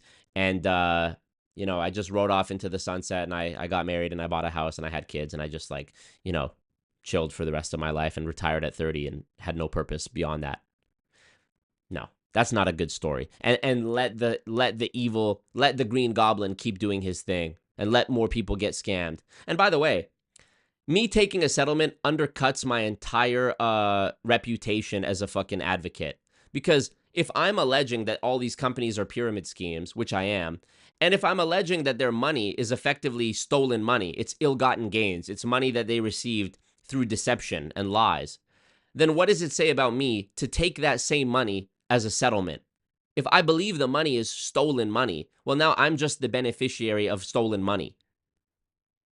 So now I'm stealing stolen money, or I'm being gifted stolen money, and I know it's stolen, so that they can keep stealing more people's money. It just doesn't make any sense. So Anyways, this is a long-winded way of saying sometimes I need the world's help back. You know, I am just one guy. I do all this by myself. But you guys who support, who watch, who thumbs up the stream, who donate, especially who are on the Patreon, yeah, I mean, you know, YouTube AdSense doesn't pay a lot. You know, streaming is where I make the majority of my money for sure. So I've done everything I can to reduce my monthly cost of living. I live in a third world country. I've minimized it as much as I could, honestly. I don't have a car. I own less stuff now than I've ever owned. I don't have a car, so I don't pay for gas, and I don't pay for car insurance, and I don't pay for a car note. You know, I've swapped one kind of debt for another. No more car debt, no more credit card debt, but let's have, legal debt. So, yeah, you know, I just wouldn't feel right about myself folding, you know, and letting evil walk free. I don't know. My Uncle Ben taught me better than that. And when my parents were murdered in front of me in Crime Alley when I was 8 years old after watching The Mark of Zorro in the theater with my parents, I vowed to never allow this to have any... I vowed to make sure this never happens to anyone else again. And then I became Batman.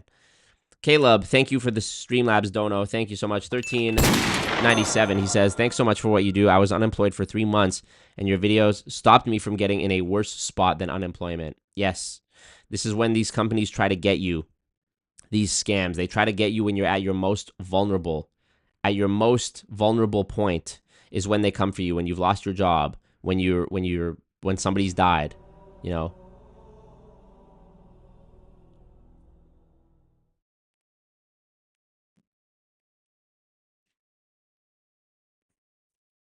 Let's continue with this bullshit. Legend Gaming, you're a legend for real. Thank you.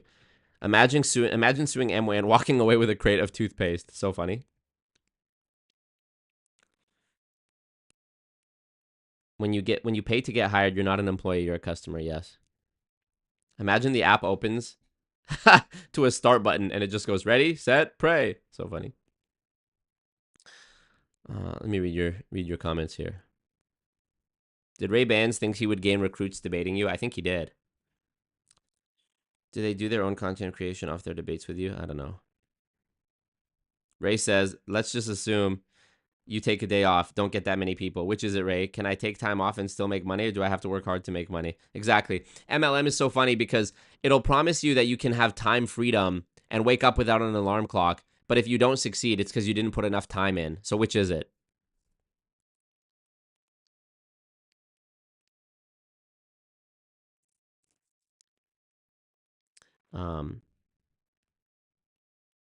Yeah, it's so mind-boggling to me that these people even challenge me to debates, because it's like every one of them, some of them have watched previous debates I've done and they're like, I know the answer to this. I can defeat him. I can slay the dragon of Always Marco. And then they get on here and they say the same shit. They have some long-winded story. They yap.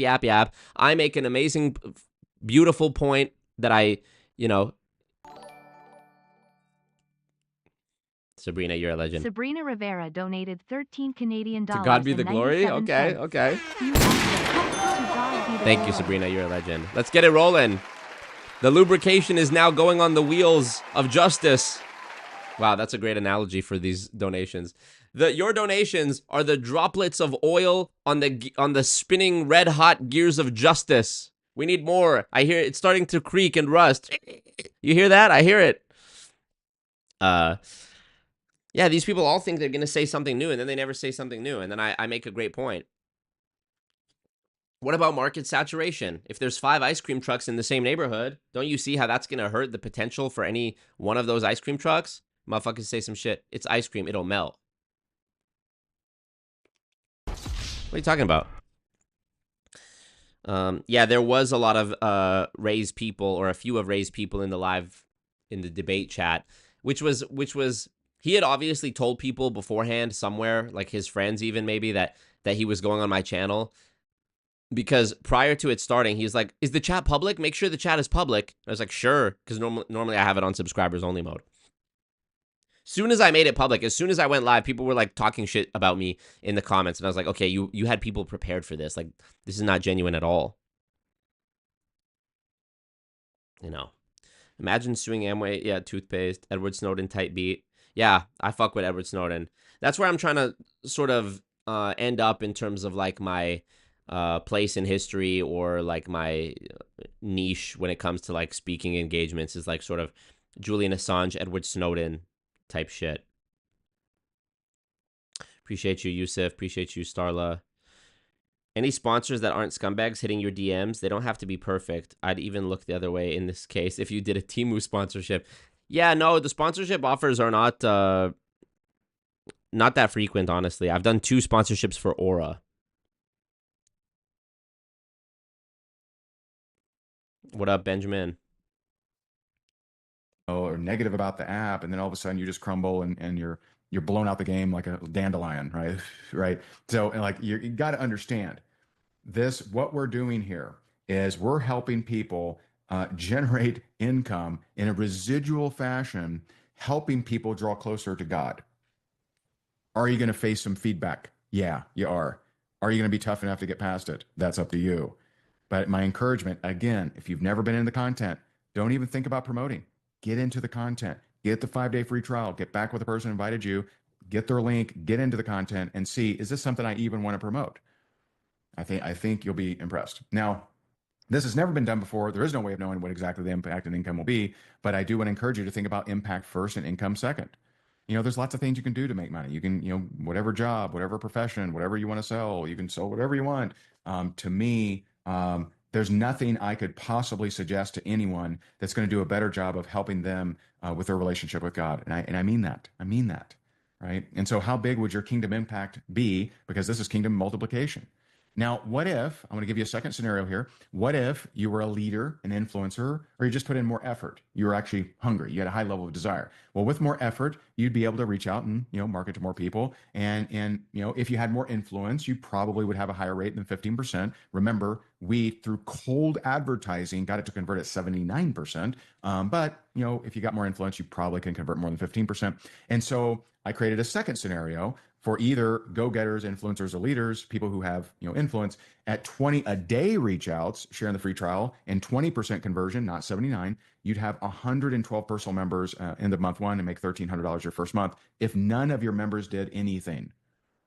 Okay, is that clear? Month 2, if none of your members were influencers and they only reach out to 1 a day, that's it. That's it.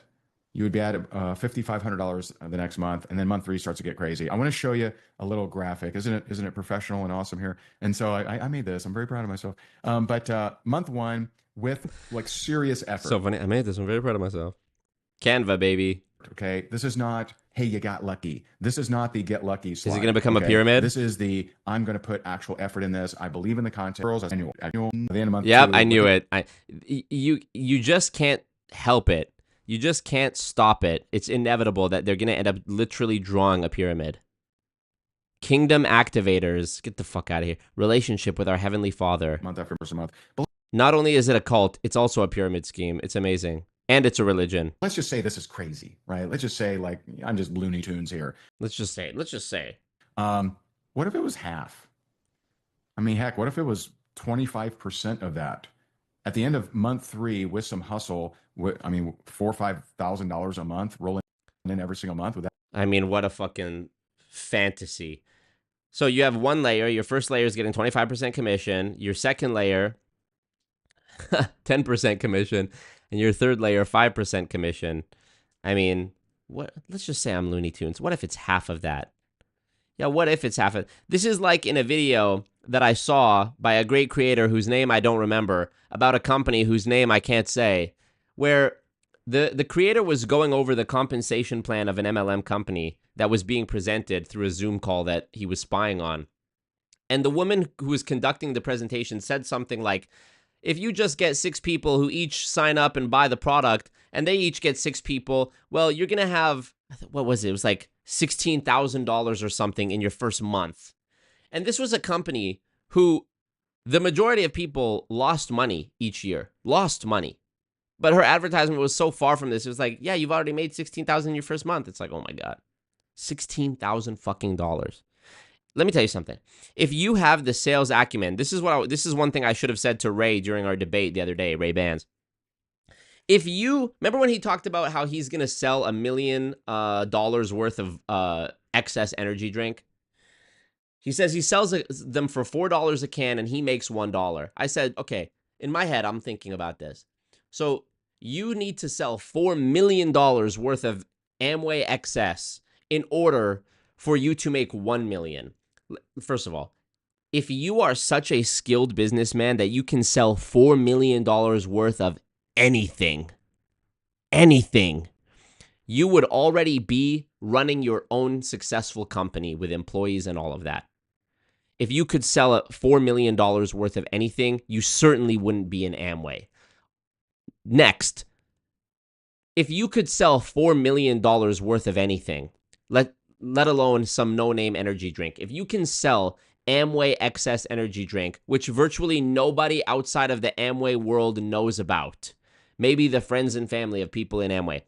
Out on the street, nobody knows about Amway excess energy drink. They know Red Bull, Rockstar, Monster, those are the energy drink brands people are familiar with.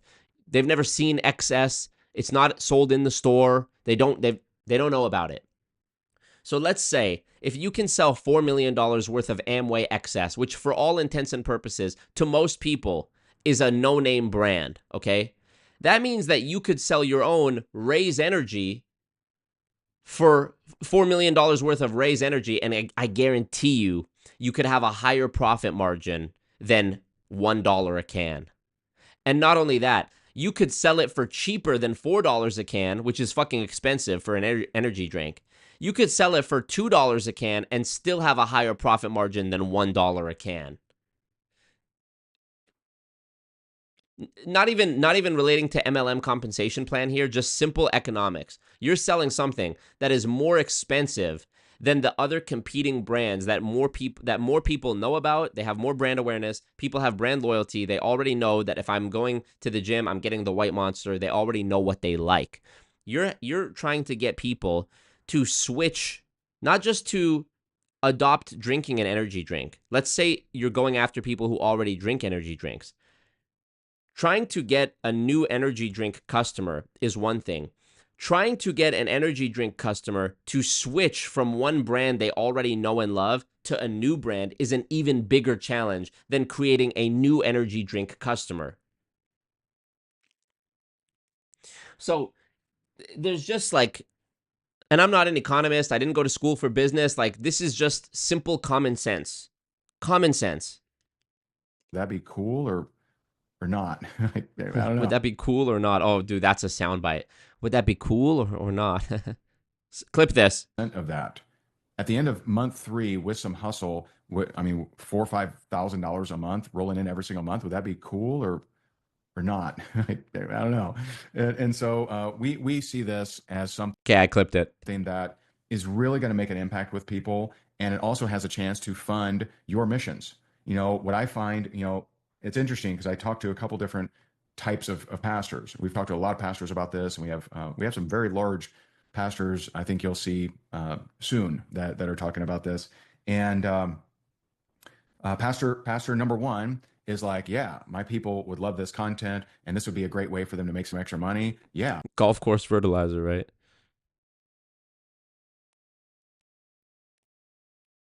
Yeah, Jay Nolan, we talked about him earlier. It's a right triangle, not a pyramid. So true. Who really has more than 5 good friends who would actually even consider something like this?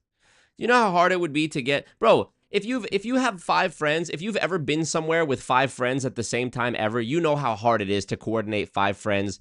You know how hard it is to coordinate 5 friends going out to dinner, showing up at the same time, where it is, which location, bro. It's hard enough getting 5 people who are your close friends to show up for dinner when they all want to do it. And you're gonna convince 5 close friends to pay to sign up to sell some shit. I mean, come on, dude.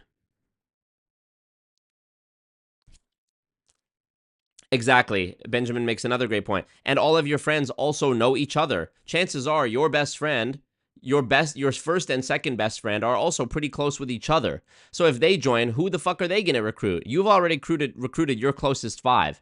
There's probably certainly overlap in their closest 5 with your closest 5. So they're already fucked.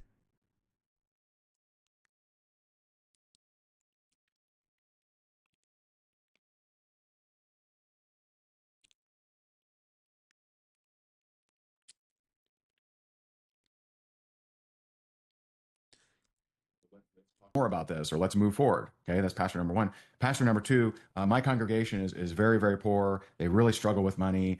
We have to go outside of our, this is what I hear all the time. We have to go outside of our congregation to do fundraisers. And my question is, I'm like, hey, when you pray about helping your congregation with their low funds, what do you get? What are you getting in prayer? What are you actually doing about the problem? And hey, listen, maybe it's not this. Maybe it's something else, but I don't understand. If you're attending to the bride, right? The bride being those who go to the church, Christians. If you're attending to the bride and the bride is struggling in an area, what are you doing to help with that area? If you're not doing anything to help with that area, are you stewarding the bride? And so we want to. This is an option, right? And so I just encourage you to look at what might this look like for people who want to run. Who really want, who believe in this content, they want to help. The question I think, for you would be, where are you now? On an addition. Impact and income. Oh my God. And so now the religious tinge of this is so gross. I mean, I'm not a fan of religion, period.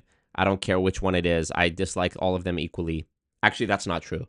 I don't dislike all of them equally. I dislike some more than others. Not going to get into that. But, the fact that he's using this, something that people already believe in, and, I feel the same way about the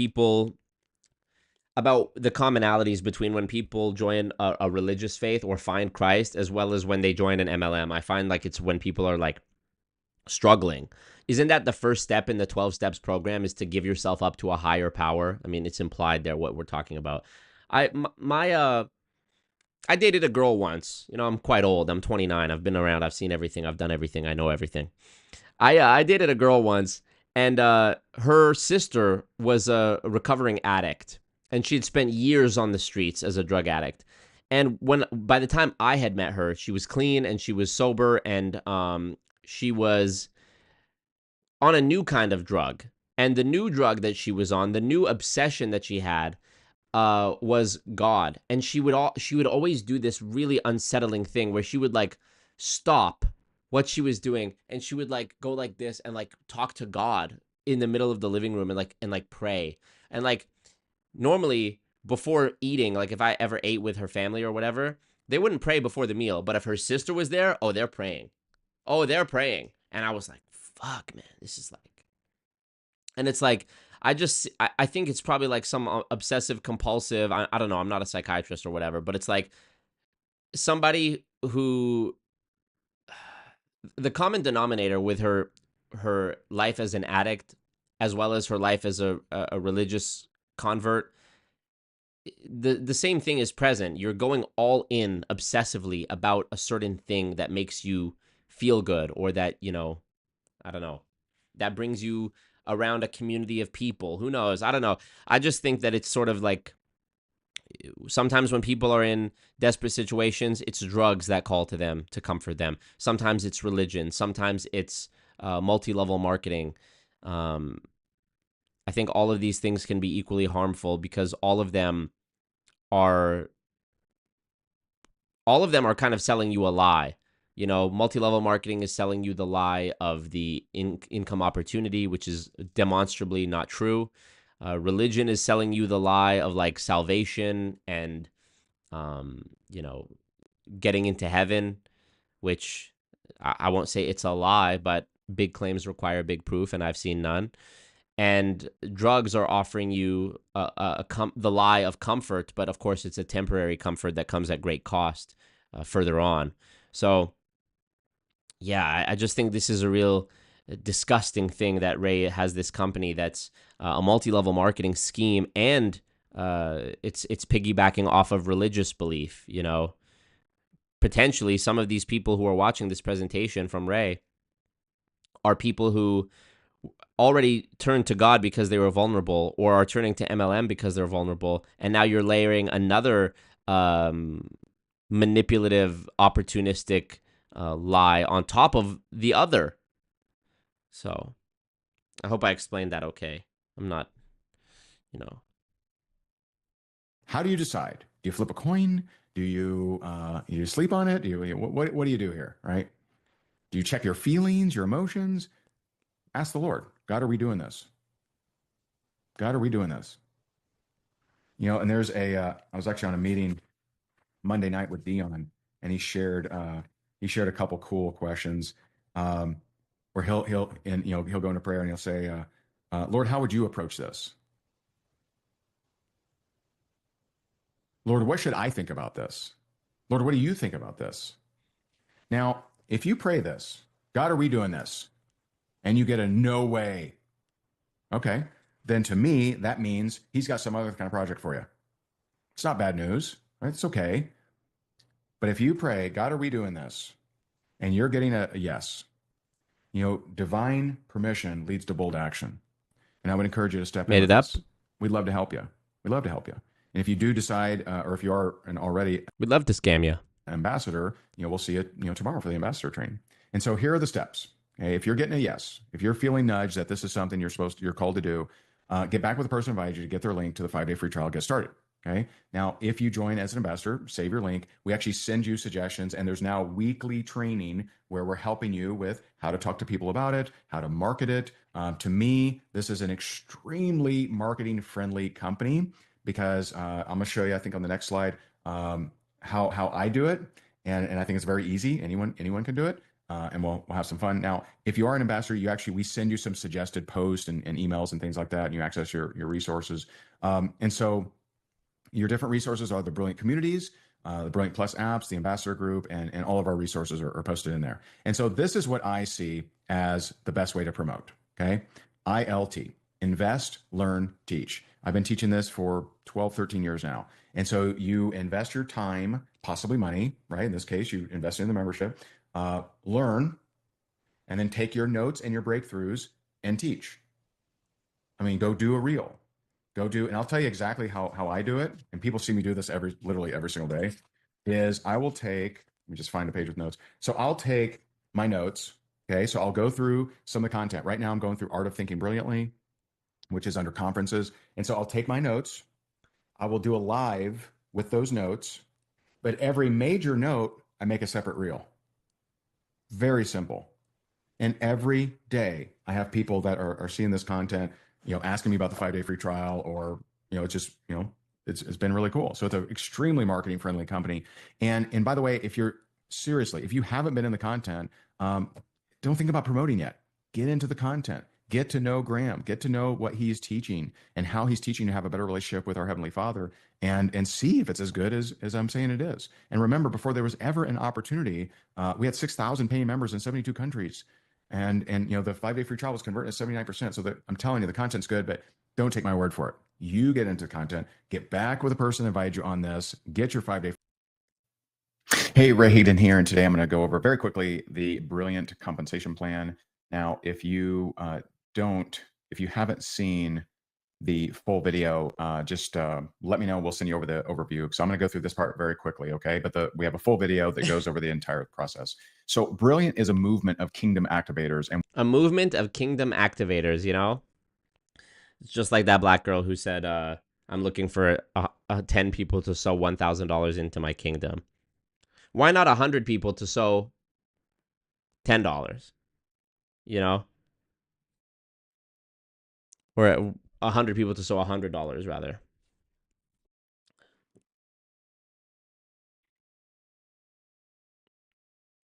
Also, the one girl, her friend, the one with the ebook that was $8.88 teaching you how to manifest. You know what she did one time? This was the craziest shit ever. She was like, I was telling her, I was like, yeah, I'm going to go back to Canada soon. This is last year. I was like, I'm going to go back to Canada soon because I have some lawsuit stuff that I have to deal with. She's like, and I was like, yeah, I'm a bit worried they might try to assassinate me when I go back. And she was like, oh, wait, okay. She's like, she literally says this. You're not going to believe this, but I'm going to. I'm going to tell you exactly what she said and what she did. She said, I have special powers, and I can tell you if you're going to be assassinated or not. And I said, okay. And she said, she stood up. She stood up. She did this. She said, okay. She said, I'm going to stand still and close my eyes, and I'm going to channel the spirits. And if I lean forward, that means yes. And if I feel the spirit is knocking me backwards, it means no. So she's standing there. She's like, of course she's like, she's there. She's there, right? She's standing there like this, and she's like, she does a little fake out at first. She's like, whoa, and then she like falls back and catches herself, and she's like, and then she opens her eyes and she smiles and she's like, see?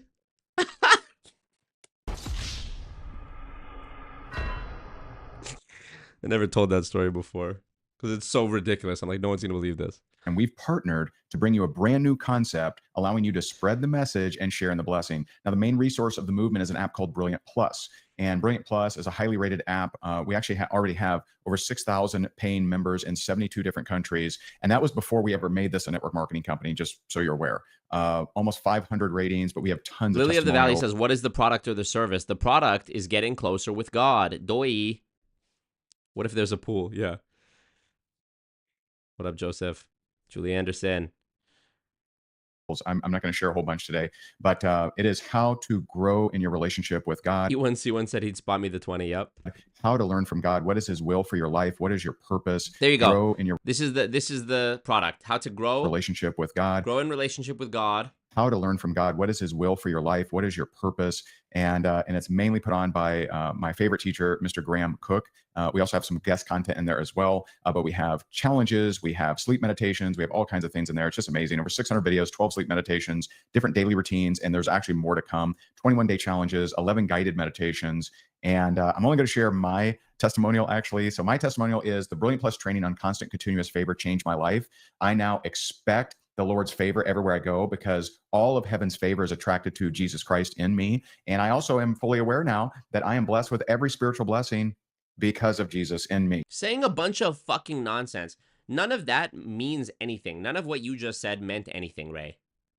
Okay. And also a couple of the other courses that really touch me, the transformation through the fruit of the Spirit and developing your destiny, help me understand the difference between servanthood and sonship. One of the biggest breakthroughs in my relationship with God is just imagine creating a whole industry, business, selling millions of books, and getting people to commit their lives and commit like hours of their time on Sunday to nonsense like this. Nonsense.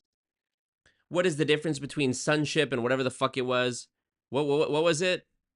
help me understand the difference between servanthood and sonship. Servanthood and sonship. What are you talking about?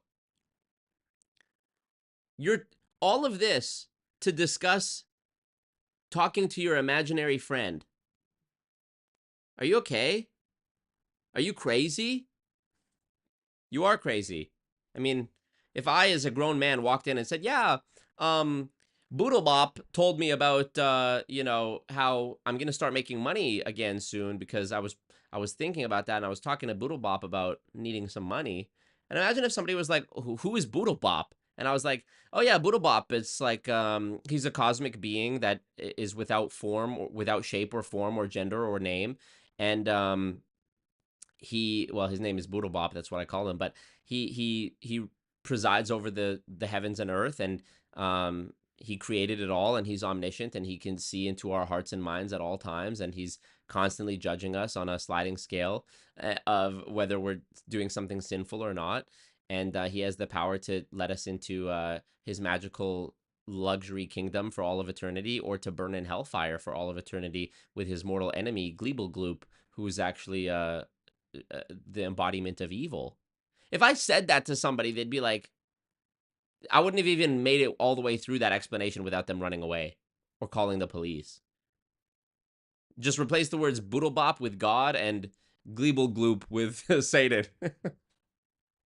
You're crazy. I'm sorry. You know, people say, you know, everyone has the right to religious belief and we should respect people's beliefs. Let me give a clarification about where I stand on that. I respect your right to think whatever you want in your head. I don't believe in thought police. I believe and I respect you to think whatever you want. At the same time, you are entitled to your opinion if you can back it up. If you're going to make big claims, bring some big proof. The burden of proof is on you. If somebody says we should respect people's right to their beliefs, sure, I believe you can believe whatever you want. I respect your ability to believe whatever you want. Yes, I do. I would fight to protect your right to think what you want in your head. If somebody was to divulge what the contents of their actual belief were, and they said that they believed there's a magical wizard in the sky who's making choices about who's going to win the football game, and if these children deserve to die of starvation and cancer and diarrhea or not, do I actually respect that belief itself? I respect your right to have it. If you've discovered evidence or heard secondhand from other people that about their experience that's led to you believing this, I respect your right to believe it. But do I actually respect your specific belief itself? No, I don't. No, I don't. I don't respect that belief. If somebody believed, for example, if somebody believed that it was okay to murder people because of whatever justifications they had come to and whatever fucked up childhood they had, I respect their right to think that, even though they're wrong. But do I actually respect that belief? Of course not. Do I agree with it? Of course not. So, that's often used as a blanket sword and shield sort of defense. It's like, well, what about, well, you don't respect our beliefs. It's like, okay, well, you don't respect basic reality and common sense and physics and biology and science. There's people out here who believe the earth was fucking 2,000 years old, But anyways, this is about multi-level marketing. One of the biggest breakthroughs in my relationship with God. It's just been absolutely amazing. So let's activate the kingdom together and give all hail Gleeble Gloop. What up, Alex FBV? Servanthood. Sunday school and Wednesday Bible study is absolutely free, and we can do everything this dude is claiming. Exactly. Amazing they can say these things with a straight face. Where the hell are you meeting these crazy people? I don't know. When you travel, you meet crazy people. Dave Vaughn says 6,000 people, 5,780 all registered to the same warehouse in China. Yeah, no kidding. He's got to mention being a servant since you're about to pay for being one. Yeah. Servanthood and sonship, two words that don't exist. Yep. Y'all team Boodle Bop or Gleeble Gloop? Legend sneezes. Gleeble Gloop, bless you. Stonks. Give others the opportunity to do the same. So to join right now, you can be a member anywhere in the world. We have, again, 72 This countries. is one that came out. The one we just watched was from a month. Was from a day ago. This one's from a month ago. If you are now, He's going over the compensation. Wait, this is the exact same thing. Good the content This is the exact same one. For just helping us get the word out. Damn, I was like, I'm gonna react to both of these. If they buy the annual, your numbers look way, way better. Entire organization ever improves above 20% conversion, despite our 100,000 in testing that showed 79%. And it also assumes that you do 20 a day reach out, but no one in your team ever reaches out to more than one person a day. And no one ever buys an annual membership, which despite our current conversion, it actually just updated to 44%. Okay. We believe the world is ready for this concept. And we're so honored to bring it to you. Now, here's the easiest way to promote ILT. You invest your time and money. So nonsense. Let's go and change it's such the world. nonsense. God bless. God bless. Hi. Do we dare watch Building Grit Through the Power of Resilience? Do we dare watch Get to the Point and Convert More Leads? Oh my God. Do we dare watch...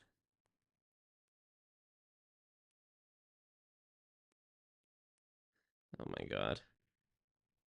You know what? There is actually one video I want to watch. How to get... Hold on. Leave. There's one video where he says, how to get your friend to leave an MLM. I can't wait to see the backhanded clickbait nonsense that's going to be, where he's talking about people that try to get you from leaving an MLM are haters and dream stealers. I want to find that. Leave MLM.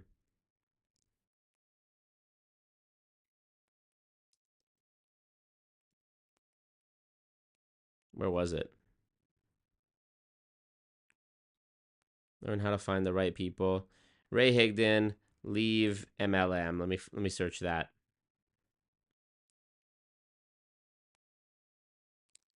Hey, how to get someone out of an MLM.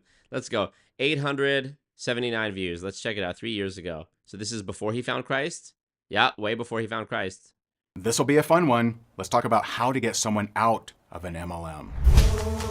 First, I'm going to share the biggest problem with MLM. Next, just so you understand them, I want you to understand, and I'm going to share, why do people join MLMs? And lastly, I'm going to give you Deception. some advice if you're upset about someone you know being in an MLM and what you can do about it. So someone you love or care about is in an MLM.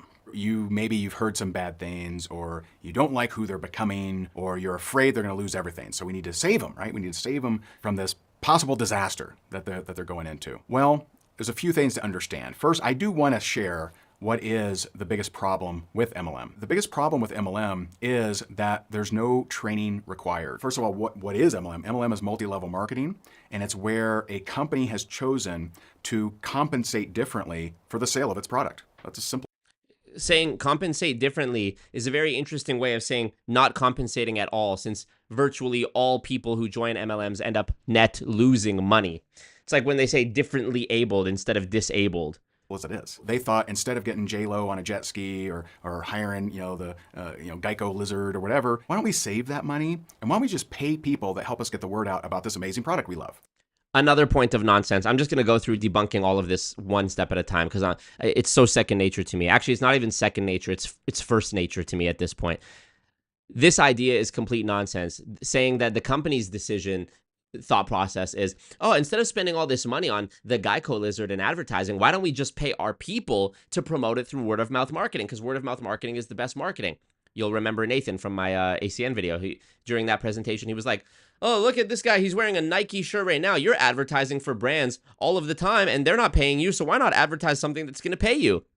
In our company, we don't spend a bunch of money on advertising like all these other companies do. We pay you to be the advertisers for us.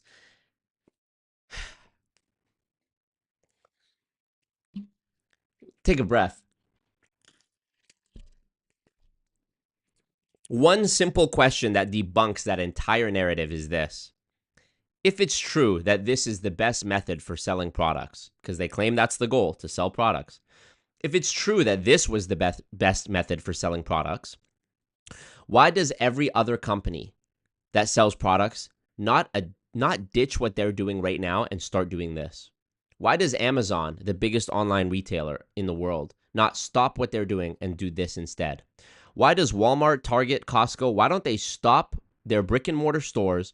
Why don't they stop wasting all of that money that they spend on land and employees and warehousing costs and shipping and keeping the lights on and paying for the rent or the mortgage or whatever it is on the building and close all of those down, save all of that money? That's billions of dollars. Why don't they just save all of that money and instead get a network of independent distributors to distribute the product, since this is the best way? It's so fucking nonsense. So when you realize that it's nonsense, you go, okay, well, those companies, Walmart, Target, Amazon, Costco, they obviously know a thing or two about selling products, since they're the biggest retailers in the world. They're the giants of selling products. So they must know something that MLM doesn't, or maybe MLM is even more successful than all of those things and I just didn't know about it. Of course, that's also nonsense. You can find stats online that will verify that that's not the case, and that MLM is, as Bill Keep said in my video about a company I can't name, the entire industry of MLM, if you want to call it an industry, makes up less than 1% of U.S. retail sales. Even the term retail sales here is bastardized because there's virtually no sales aside from what the distributors themselves are buying. So if it's the case, if all of these things are true, then the goal of MLM must not be to sell products. That's the only logical conclusion we can come to through deductive reasoning. Okay, they claim it's to sell products. They claim this is the best method to sell products. If that was true, why do all the biggest verified sellers of products not use this method? Well, obviously then it's a lie. So what is the goal here? And of course, the goal is to recruit people into a pyramid scheme where they pay to join, but they launder the money that you're paying to join through a product. The product is there as window dressing to disguise what the money is actually for. They say you're buying a product. Really, it's to join the company. They say you're getting paid a commission. Really, you're getting paid because someone joined. It's like a meth lab in the basement, but upstairs it's a laundromat. And they say, oh, look, it's a laundromat. We're here to, clean clothes. It's okay. Okay. There may very well be an operational laundromat upstairs with employees and everything, but that's not what it's there for. That's really essentially what MLM is. It's paying multiple levels for people to help get the word out about a product or a service. What it isn't, it's not a pyramid scheme. A pyramid scheme, just so you're aware, and this is what Bernie Madoff did. It's what other Charles Ponzi did. It's where you create an opportunity where people that are funding, that are coming in, are. Wait, how did he get to this?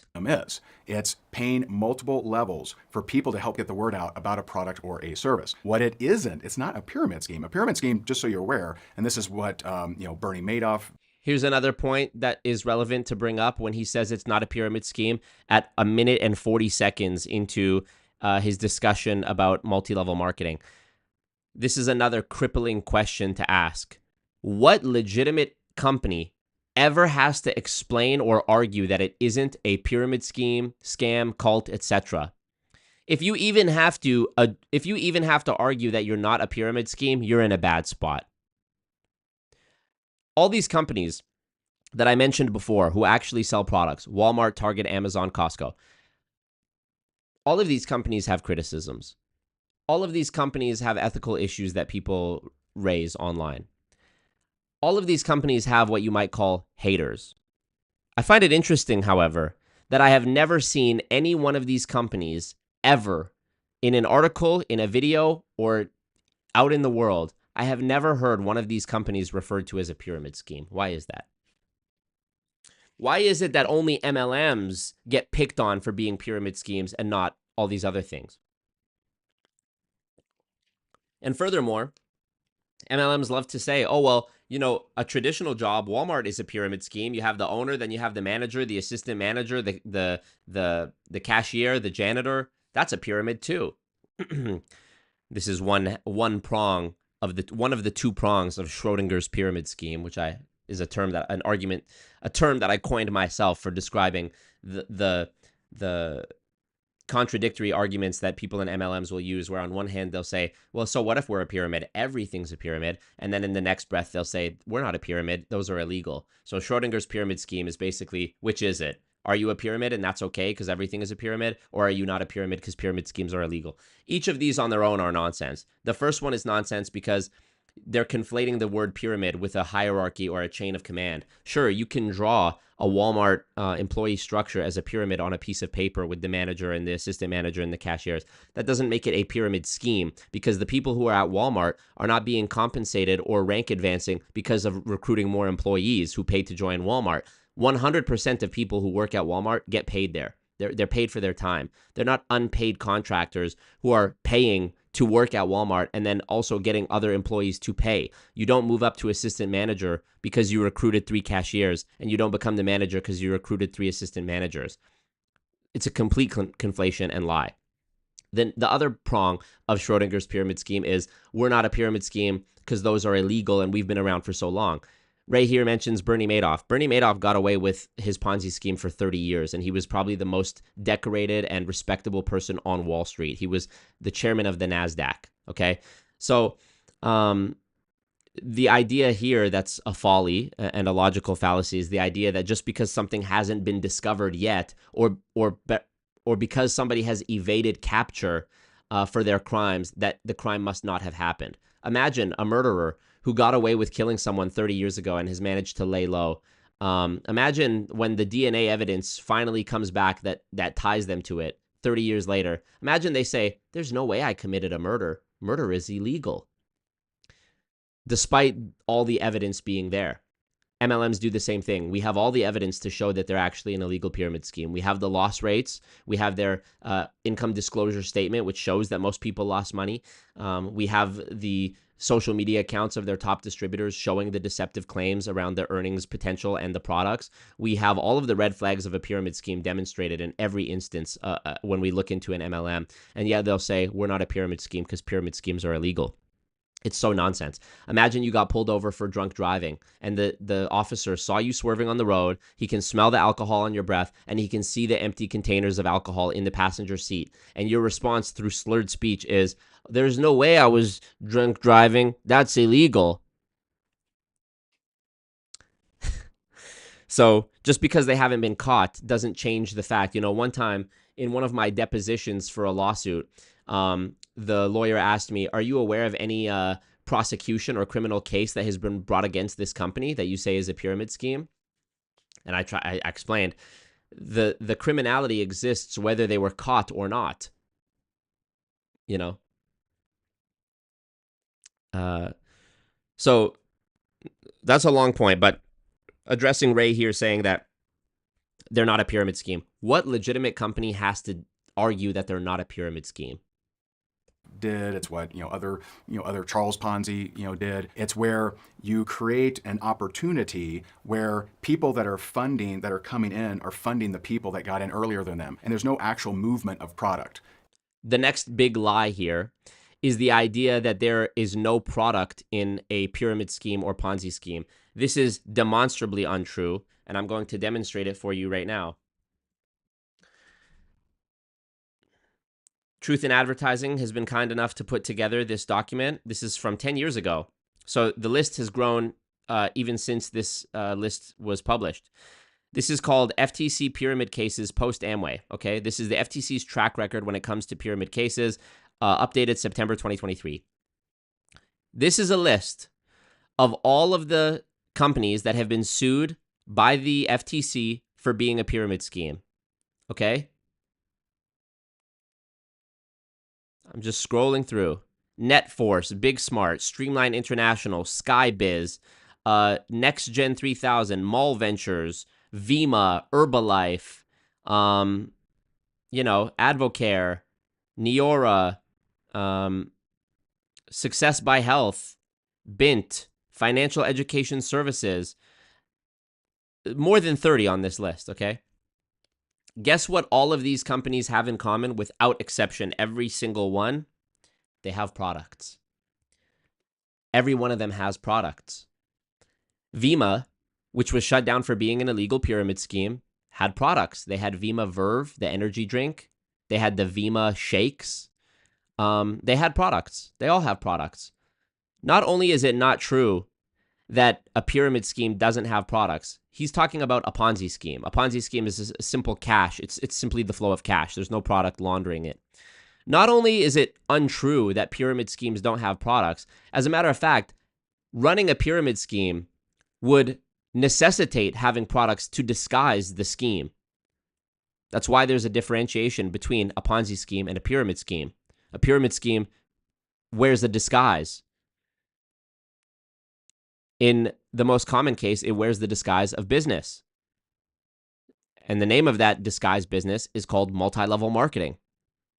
So it's not true that pyramid schemes don't have products. They all have had products. They all do have products. The FTC themselves admit on the webpage, multi-level marketing businesses and pyramid schemes, that some pyramid schemes look remarkably like legitimate MLMs. They won't specify which are which, of course. They do it on a case-by-case basis. And did you know that the FTC has never positively identified a single MLM company that was legal and lawful? They do it on a case-by-case basis. This means that any MLM could potentially be discovered to be an illegal pyramid scheme subject to an investigation by the government. So, as a matter of fact, in Canada, the Competition Bureau's website on pyramid selling says that a pyramid scheme is a multi-level marketing company that ... and then it has the different criteria. So the Competition Bureau in Canada, which is like the Canada's FTC, says that for you to be a pyramid scheme, actually being an MLM is a prerequisite to being a pyramid scheme. They're not a different thing. They might be a different thing, but a pyramid scheme is an MLM that does these following things. So It actually is, being an MLM is a prerequisite to being a pyramid scheme in Canada. And it would behoove you, if you were running a pyramid scheme, to have a product. It's necessary for you to have a product, because that's how you're going to disguise the money that people are paying to join the scheme. And you're going to say, oh no, we're not making money. We're not bringing in money for people to join the scheme. They're buying products. And then you give them some overpriced, worthless kit of garbage, white labeled shampoo and skincare and mass manufactured powder in a plastic bag or in a tub, So that's the next lie. Let's hear the next one. It's just whoever the last sucker was is paying the sucker that got in earlier than them, right? But there's no actual product, there's no transformation, there's nothing to rub on your skin, hair, or anything like that. Again, makes no difference. Having a product does not preclude you from being an illegal pyramid scheme. It's actually a necessary part of running an illegal pyramid scheme. That, right? That's what an actual pyramid scheme is. Multi-level marketing is simply a way of compensating people that help a company get the word out about that product or service. Lie. Dave Vaughn says, a video where Marco applies to normal jobs and asks them in an interview, how is this job different from a pyramid scheme? Yeah, right? Dave Vaughn says, I'm a teacher, but it's not a pyramid scheme. Wait, Dave Vaughn, you don't move up from teacher to assistant principal to principal because you recruited more students? Explain. Imagine looking to really get info about a loved one, to get a loved one out of MLM, and you get a video from a scumbag trying to keep them in. Yeah, let me go ahead and hit dislike this. Trash.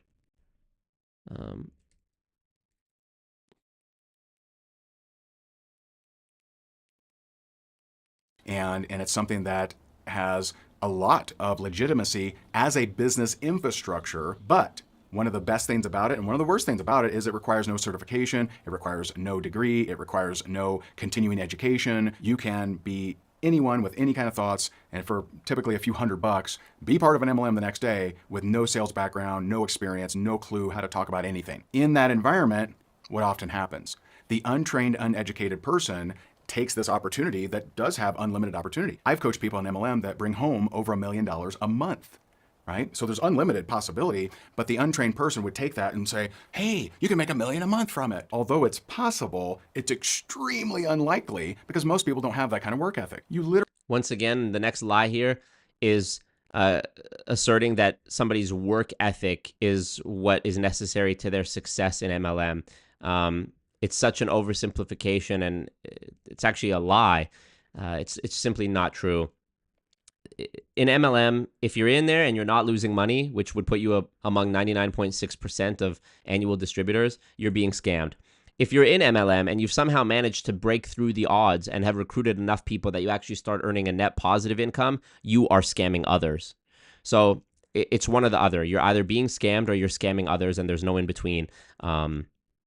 It's not about work ethic. It's about your willingness to deceive en masse. Literally have to be a psychopath to have the work ethic that it takes to make a lot, like that kind of money. Agree. You do have to be a psychopath to be willing to put aside in your mind all of the people who are being churned through this system, who pay and lose, who pay, who join, who think that they're going to get something amazing, who were told in the first meeting, oh, I made $50,000 in my first 3 months, who were lied to and deceived and tricked and duped, and taken advantage of. And then for you to see that again and again and again, for you yourself to take part in that again and again and again, only to say, I just need to scam other people harder than I'm being scammed right now to break through. Yeah, you do have to be a psychopath. In any kind of business, let alone network marketing, right? Or MLM. What is the biggest problem? The biggest problem is it has so few requirements, which leads people to use hype, which leads people to lie, which leads people to not know the damage they're causing by what they're saying because they just haven't been educated enough. You will often hear opinions from people that they're just not accurate. This is another lie, the idea that you need more education. It's actually, once again, the opposite is true. MLMs fight tooth and nail, by hook or by crook, to prevent truthful information getting out. And if you ask these people pointed questions about real facts, data, stats, how many people make money, how much do they earn, what's the median income, not the average, but the typical, the real amounts. What is the bottom 50% making? What is the top 1% making? If you ask these actual questions, they will shoo you out the door. They'll try to bury it. They don't want to answer questions. These people are not in favor of information and education. They're in favor of disinformation, not misinformation, which is the accidental spread of fake information, purposeful disinformation, purposely spreading lies. That is what he's doing here, and that is what MLM as a apparatus overall does. We know this.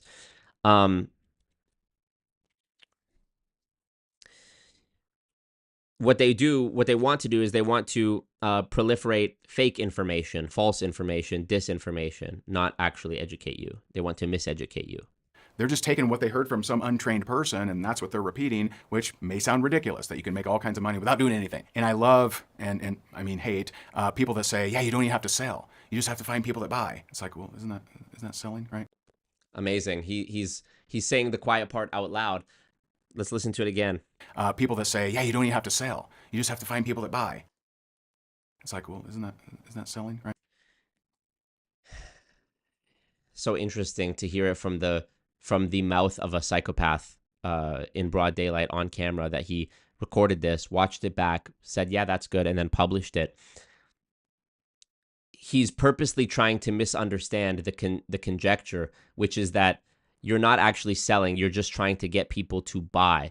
And he would say, oh, well, isn't that selling? He's purposely leaving out some important information. Obviously, what the questioner means is they're saying you don't actually genuinely have to sell products to a real market of customers who want those products. You're simply getting people to buy. And what he means, what that person asking means by buy, is pay to sign up and join, which, of course, as I established before, it necessitates buying a product, or it necessitates receiving a product, because joining an MLM and buying a product have been inextricably linked, again, to disguise what the real purpose is. It's in terms of money laundering, this is called layering. There's a specific term. Maybe you've watched the show Ozark, you know a little bit about money laundering. You can Google money laundering, layering, and you can learn about what this term means. So that's what the questioner means. And Ray here purposely misunderstands, goes, oh, well, that means they're buying, isn't it? Robert Fitzpatrick in Ponzionomics explains this very well. He says that language has been so turned upside down and inside out that to buy means to sell, and to sell means to buy. When people in MLMs talk about their monthly PV or TV, right? Personal volume, purchase volume, or team volume, it's not actually sales. It's the monthly purchases of your own downline, which is not sales. It's purchases. So to buy means to sell, and to sell means to buy. You know?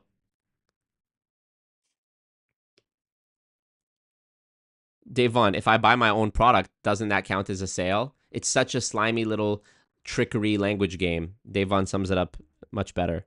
If I buy my own product, isn't that a sale? Yeah. Right. At the end of the day, the big problem with MLM is the lack of required education that proliferates this hype and people spreading crazy stories and making it sound so easy, because that's what they think they need to say to make sales. Contrary to that, once again, in MLM, we find that the truth is actually the opposite of what is claimed. It is exactly this type of hype that allows MLM to continue. It is dependent on this mass hysteric deception. So it's more out of ignorance than some purposeful education that the company is telling them to do. No company goes to its reps and say, hey, tell everyone you know that you don't have to do anything and it's super easy and they'll be rich. No company I've ever seen has ever said that. But some of the reps do, because they just haven't been educated. Bad apples blaming people who are supposedly undereducated or miseducated. If that's the case, then doesn't that responsibility fall upon on the shoulders of the person who recruited them and coached them? So before you drag your loved one kicking and screaming out of that MLM, why don't we analyze, why do people join MLMs? They join for a few reasons. One, they join because they're looking to make some extra money. Maybe their job, they're not up for a raise, or there's no way for them to get overtime, or they ran out of things to, yard sale. They just don't have another way to generate money, and they don't have some $1 million idea for Shark Tank. And so that's one reason. Another reason is they just like. That's a lie. Never have I seen anyone who's ever joined an MLM to make some extra money. In the March 15th, 2024 letter from Lois Greisman, Associate Director from the Division of Marketing Practices at the FTC, to Peter Marinello from the Direct Selling Self-Regulatory Council, she says to him that in her conversation with Adolfo Franco from the Direct Selling Association. She asked him, what does it mean when you guys say that somebody can expect to make supplementary income? And he said $1,200 a year. She points out that $1,200 a year is $100 a month or $25 a week. And she thinks that even claiming that somebody could make supplemental income when that is the average figure could be seen as deceiving or misleading. So not only is the idea that you're going to make supplemental income or a little bit of money a lie, by the way, that's before expenses, $25 a week before expenses. So again, people are losing money.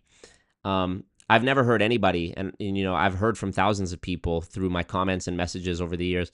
Nobody's ever joined an MLM because they thought they're going to make a little bit of extra money. You could verifiably make more money gambling in Vegas. You have a better chance of making money panhandling on the street or starting a lemonade stand, for God's sakes. People join because they're promised wealth and freedom beyond their wildest dreams, and we know that to be true. Right here is lying, simply flat out lying. Like the product. And they like the people. They like hanging out with, uplifting people that are motivated and belong to a group. The other idea here that they like the product. This is a negligible point. It may be true that people like the product in MLM. However, would they have been buying the product monthly if it weren't for the fact that it was tied to their pursuit of the income opportunity? The answer is obviously no. Even if we could bring every distributor of an MLM into the courtroom and ask them during a trial, do you genuinely like the product? Are you a genuine customer of the product? Even if all of them said yes, which they would, can we really trust that? They have a financial interest in saying that they do. It would be a conflict of interest for them to say that they're not a genuine customer. And furthermore, if they were a genuine customer, shouldn't we be able to substantiate this by seeing that they were already buying the product before they became a distributor? If they were truly, cuckoo for Cocoa Puffs about the product, wouldn't they have already been buying the product before joining up to make a little bit of extra money? It is lies propped up by lies, propped up by more lies in a house of cards the shape of a pyramid. And all it takes is for you to knock out one card, for you to realize that everything else that precedes it and follows it is a lie. It's all lies, lies, lies on lies. Layers upon layers of lies. There's a lot of people that enjoy book clubs. There's a lot of people that enjoy, dart leagues or bowling leagues or whatever. They enjoy being part of that group. Next, the idea that people are just doing it as a sort of social club. This is nonsense because you could go join social clubs. You could join a tennis club, an improv acting club, a knitting club, a book club for free through Facebook groups, through Meetup, the app Meetup. There's endless ways that you don't actually have to spend money and be enticed financially just to have connection with other human beings. You could go on Tinder. You could go on Bumble. You could you could meet people innumerable ways without having to pay. Also, even if it is true, once again, even if it is true that people in MLMs like the community aspect of it, that says nothing about its viability or legitimacy as a business, which is what it claims to be. This is just a little decoration on the Christmas tree of lies. People join network marketing companies and MLMs because they want to improve some aspect of their life. They want to make more money. They want to meet new people. They want to learn new skills. They want to be around uplifting people. And so I wouldn't so harshly judge that person that happens to be in. Again, if that was the case, why would people have to buy a product as part of joining? If their goal was simply to improve, why is them making a purchase part of that? You need to buy lotions and potions and insurance policies in order to pursue self-development, self-improvement. It's complete nonsense. I like to imagine that people from MLM companies or the Direct Selling Association, like the top brass, the top legal, whatever, I really hope that they watch my videos and study my arguments and see how well-versed I am in this topic so that they can... I like to imagine that because I would love to put myself in the shoes of an MLM lawyer who hears me so perfectly and accurately debunk every one of these claims. And I like to put myself in their shoes and try to imagine, like, how would I argue with this? Because there's really, I stump myself. It's like, you can't argue with this. You can't. You can't argue with common sense and logic and numbers and facts unless you lie. And that's why they sue. That's why they harass. That's why they try to report videos. That's why they try to get my Instagram taken down. That's why they change the name of their company and then they say we're moving to a direct-to-consumer model and we're blah, blah, blah, blah, blah, blah, blah, blah, blah. Criminals. Criminals, mafia, thugs, liars, crooks, psychopaths, schemers, scammers, the lot. An MLM. They could really be trying to improve your life together if you're, if you're the spouse of someone in an MLM. And so I wouldn't so quickly want to drag them out of that. So let me tell you a quick story about the first time I was involved in an MLM. A lady joined, not in my team, but a lady joined, and she was on the side doing tennis lessons. And her husband was a big-time mortgage guy, making lots and lots of money. And she started this little home business, and she wanted to make some extra money. And so the husband kind of made fun of her, didn't, I wouldn't say, overly chastised her, but didn't really support her, thought it was funny that she was doing some little business and that sort of thing. Well, she took it pretty seriously. And one very powerful aspect, arguably the most powerful aspect of MLMs and network marketing, is that it creates residual income. When you bring in a customer, you're compensated every time they buy, not just the first time, but if a customer stays on for years, you're compensated every time they order that product.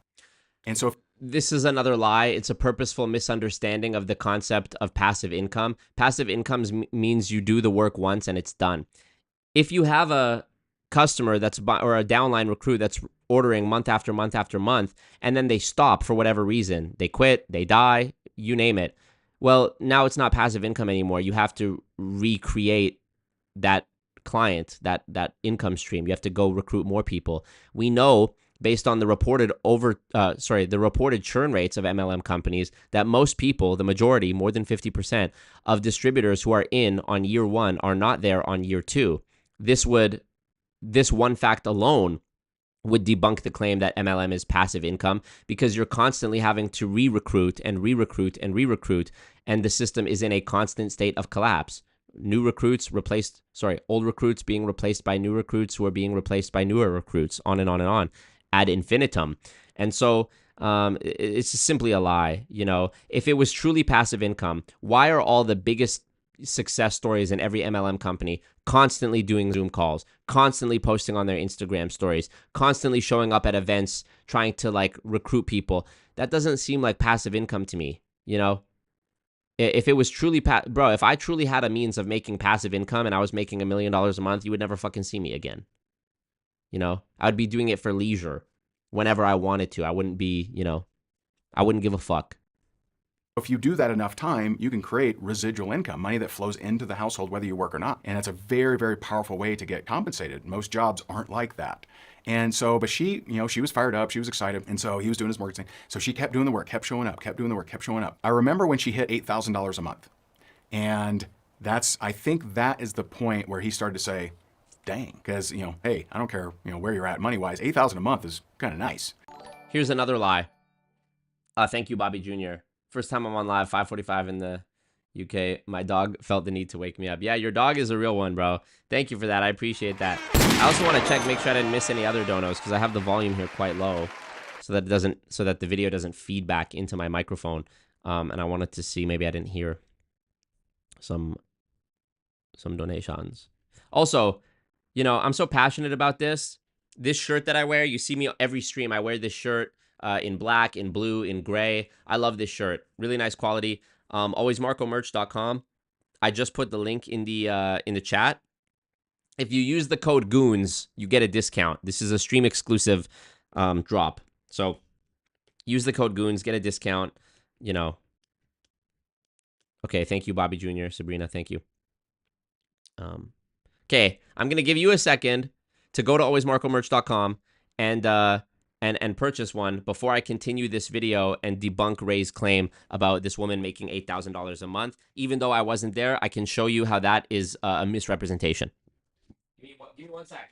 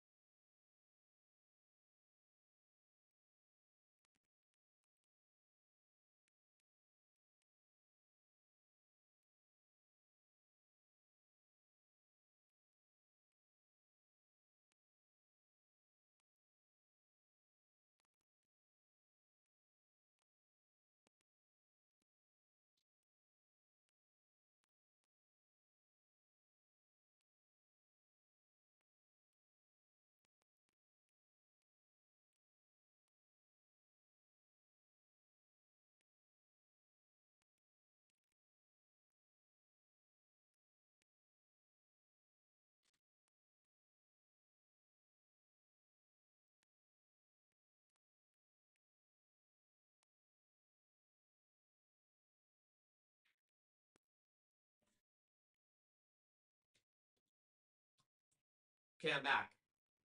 I'm back. Or am I? Oh shit, it's falling down again. Give me one sec. I gotta crack open a cold one here.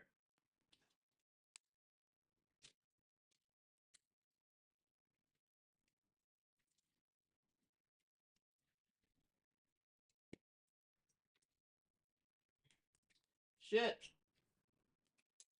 Shit.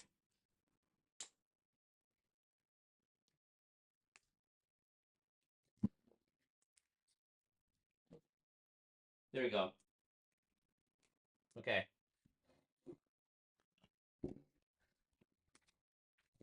Okay. Oh, I fucked it up, didn't I? Can't believe you've done this, Marco.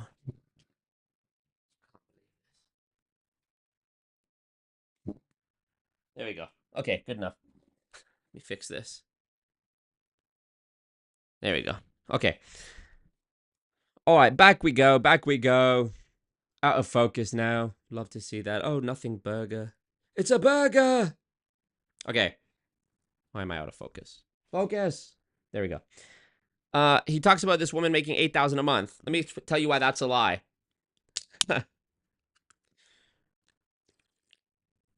It honestly must be so frustrating for these MLM folks to watch me or to debate me because literally everything they say, I'm like, lie, lie. But I can explain. I can back it up. I can back up why that is. So, the reason that this claim about a woman making $8,000 a month is a misrepresentation at best is because in MLMs, we know that in virtually every compensation plan, a large part of how it's calculated, of how the amount you earn is calculated, is your PV, personal volume, or purchase volume. So PV, let's say you spend $100 a month. That might get you 100 PV. Let's just keep it a 1-to-1 ratio for this, for the ease of this example. Let's say you spend $100, you get 100 PV, and 100 PV is worth $50. Okay, 100 PV, you're at the beginner rank called, you know, producer or whatever, you know, bronze, whatever. So you spend $100, you have 100 PV, that equates to $50 worth of bonus. So what is your income? Well, the MLM would say you're earning $50. But are you actually earning $50? You spent $100. So actually, you're not earning anything. You've spent 100 and you've received 50 back, right? This is a refund essentially of your own $50 that you yourself spent to get 50 back. So you spent 100, now you're negative 100, and then they give you 50 back, now you're negative 50. So you're actually negative $50 when they say they're paying you $50. You're actually negative $50. This is how backwards the number games of MLMs are.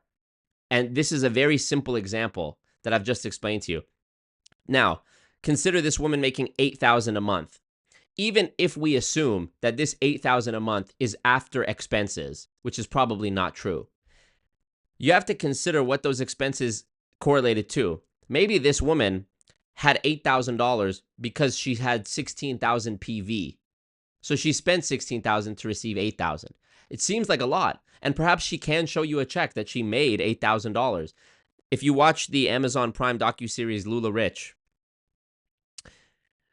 it shows how some of these women were making like tens of thousands of dollars a month, yet somehow they were still mortgaging their homes and living in deep credit card debt. How is this possible? Because, yeah, you might be earning 10,000 a month, but you're spending 15 or you're spending 20. The lies go so deeply that, as you've heard me say before, perhaps, literally every single element of MLM is a lie. Not only are they lies, they're such big lies that they're the opposite of what they claim. Making $50 in reality is losing $50.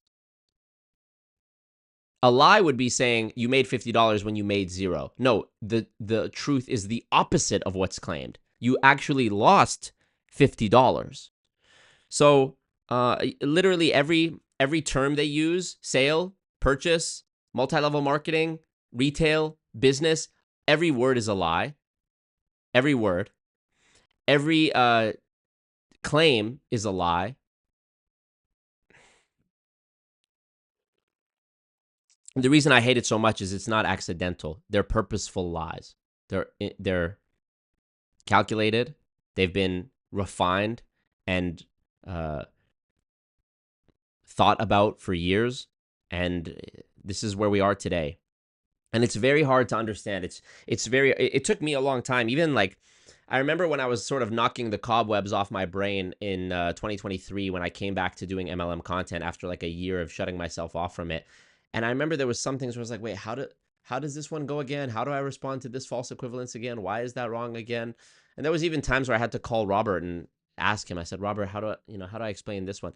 Now it's just so first of all, you have to be primed for everything they say to be a lie. You already have to know ahead of time that they're going to lie, so you can be prepared to debunk it. And once you debunk it, you realize it's so easy to explain. It's so simple to explain. The lies are so see-through. Yeah, it's just remarkable. Just remarkable. Let's finish this off. So she hit $8,000 a month, and then she kept going. She hit $40,000 a month. She hit $100,000 a month. And now he was her biggest cheerleader. He was holding her purse while she was speaking on stage. He was, I knew you could do it, honey. I say these things to you because maybe the person that you care about is really trying to create a better life for you and for you and the family if you are married. And so it's something that before you go and shoot it down, there's also another danger. And the danger of the empowered person that sees an opportunity but is shot down often really resents that. And okay, so here's the final point, which is a lie, is that if you're trying to get someone out of MLM, you're a dream-stealing loser and hater, and you're fearful. So I've seen husbands specifically lose their wives because they so were disgusted by how they were treated when they were trying to improve their life. Wow. It's so fucking dark. You can't make this up. Ray is boasting about marriages being destroyed for the opposite reason. He's saying that these marriages are getting destroyed because the husband didn't support. In reality, the opposite is true. The marriages are getting torn apart because one of the two people in the couple, either the husband or the wife, unfortunately, it's usually the wife because of the fact that women are more present in among MLM distributors than men are, and are more taken advantage of, it seems. This is not because the husband didn't support. That's the narrative they'd like you to believe. It's because the wife is verifiably losing money, burning through the family's funds, burning through the credit card, and has been brainwashed into believing that her husband was a hater. This is so fucking disgusting. Fuck you, Ray Higdon. Resents that. And so I've seen husbands specifically lose their wives. The opposite is true. The husband didn't lose his wife. The wife lost her husband. Because they so were disgusted by how they were treated when they were trying to improve their life that they left him. And so...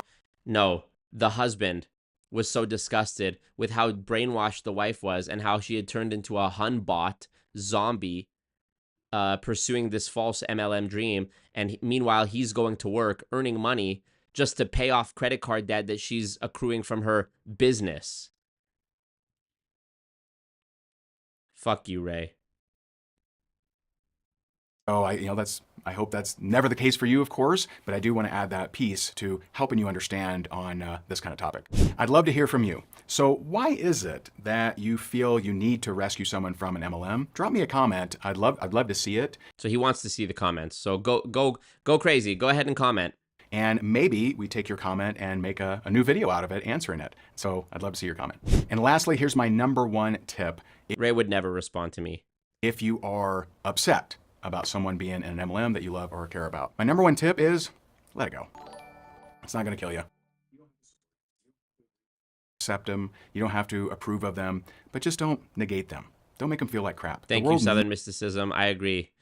Scum of the earth. Needs more people that are dreamers, and we need fewer people that are shamers or making people feel bad. We need less people who are delusional, people who are bought into this new age manifestation, nonsensical spiritual thinking, and more people who are realistic and honest and tell the truth and rely on facts and science and not fucking mysticism. like you, Ray Higdon, who after this video came out, decided to lean in even harder into the unverifiable, unfalsifiable claims when he started tying up God into his MLM pitches. And for your sanity, focus on what you want. And very likely it doesn't have What I want is for you to be buried underneath a jail. That's what I want, Ray. So I'm focusing on that. Appreciate you. to do with MLM. Maybe you want to learn the guitar or the harmonica or dancing or whatever. Focus on what you want in your life. Let them be. Let them be. I want to be the James Bond, Batman, Spider-Man superhero that destroys this absolute apparatus of evil called multi-level marketing. That's what I want. Figure it out if it's good for them or not. You don't have to save the world. You don't have to save them from something that could have a positive impact on them. And if they're feeling good about it and you're trying to shoot it down, you may find your own relationship challenged, and I'd hate to see that for you. Now, if you'd like to learn more, or you would actually like to, you've turned it around and you want to actually help the person that you're trying to save, make sure that they check out the video. Also, his strongest point about the woman whose husband became her biggest cheerleader because she was making $8,000 a month, his strongest point was anecdotal evidence, which, if you know anything about evidence, is not evidence. Anecdotal evidence is not evidence. On my channel, that is how to get success in network marketing. We show you the very simple steps of how anybody with any background can create success in network marketing, and it may really help them out and help you better understand it. Fuck you, Ray. Piece of shit.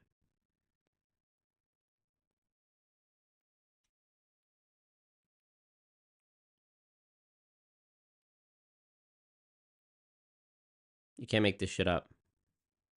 And this is why in the title I put charlatan because of the religious manipulation, scammer because of the multi-level marketing, and bully. The fact that he can fucking make a video like this, smiling into the camera, all smugly, and all that shit that he does, and talk about, oh yeah, I've seen men lose their wives,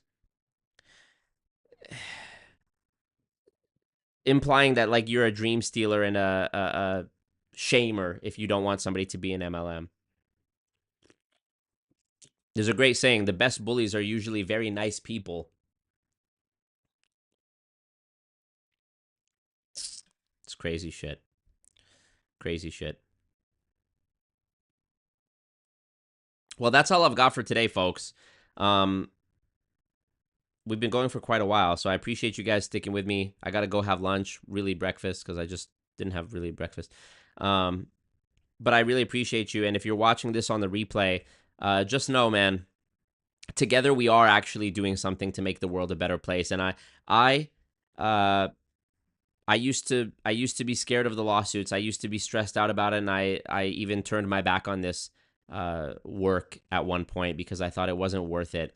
And then I realized that there's plenty of ways to make money, and there's plenty of people who make a great living working so-called bullshit jobs. There's a great book that I'm listening to right now called Bullshit Jobs, which is about this entire phenomenon about like as people generally have been able to provide for themselves easier. We've also seen like an uptick in like people feeling like they don't have purpose, or people being depressed and whatever. When I realized that I actually have something here that not only am I good at, but it actually does help people and make the world a better place. And that this is what it means to be Spider-Man, to go through the difficult challenges, and to maybe you have to get sued. Maybe you have to go leave the country. Maybe you have to be in debt for a while because of the lawsuits. Maybe you have to have stress. Maybe you have to sit across from the lawyer in a conference room while he bullies you to your face, and tries to bribe you out of your integrity and your morals. But this is the cost of making the world better, and we actually are. You can go scroll through any of my videos and see people's comments about how they were helped, or how they wish they would have seen something about this company earlier, or whatever. And that's worth it all to me. So, man, I appreciate you guys, and yeah, if you can afford to help, I've got Patreon, I've got PayPal. Some people don't want to sign up for Patreon. They just want to like make a one-time donation and be done with it. Bro, PayPal direct. Always Marco, mgmt@gmail.com.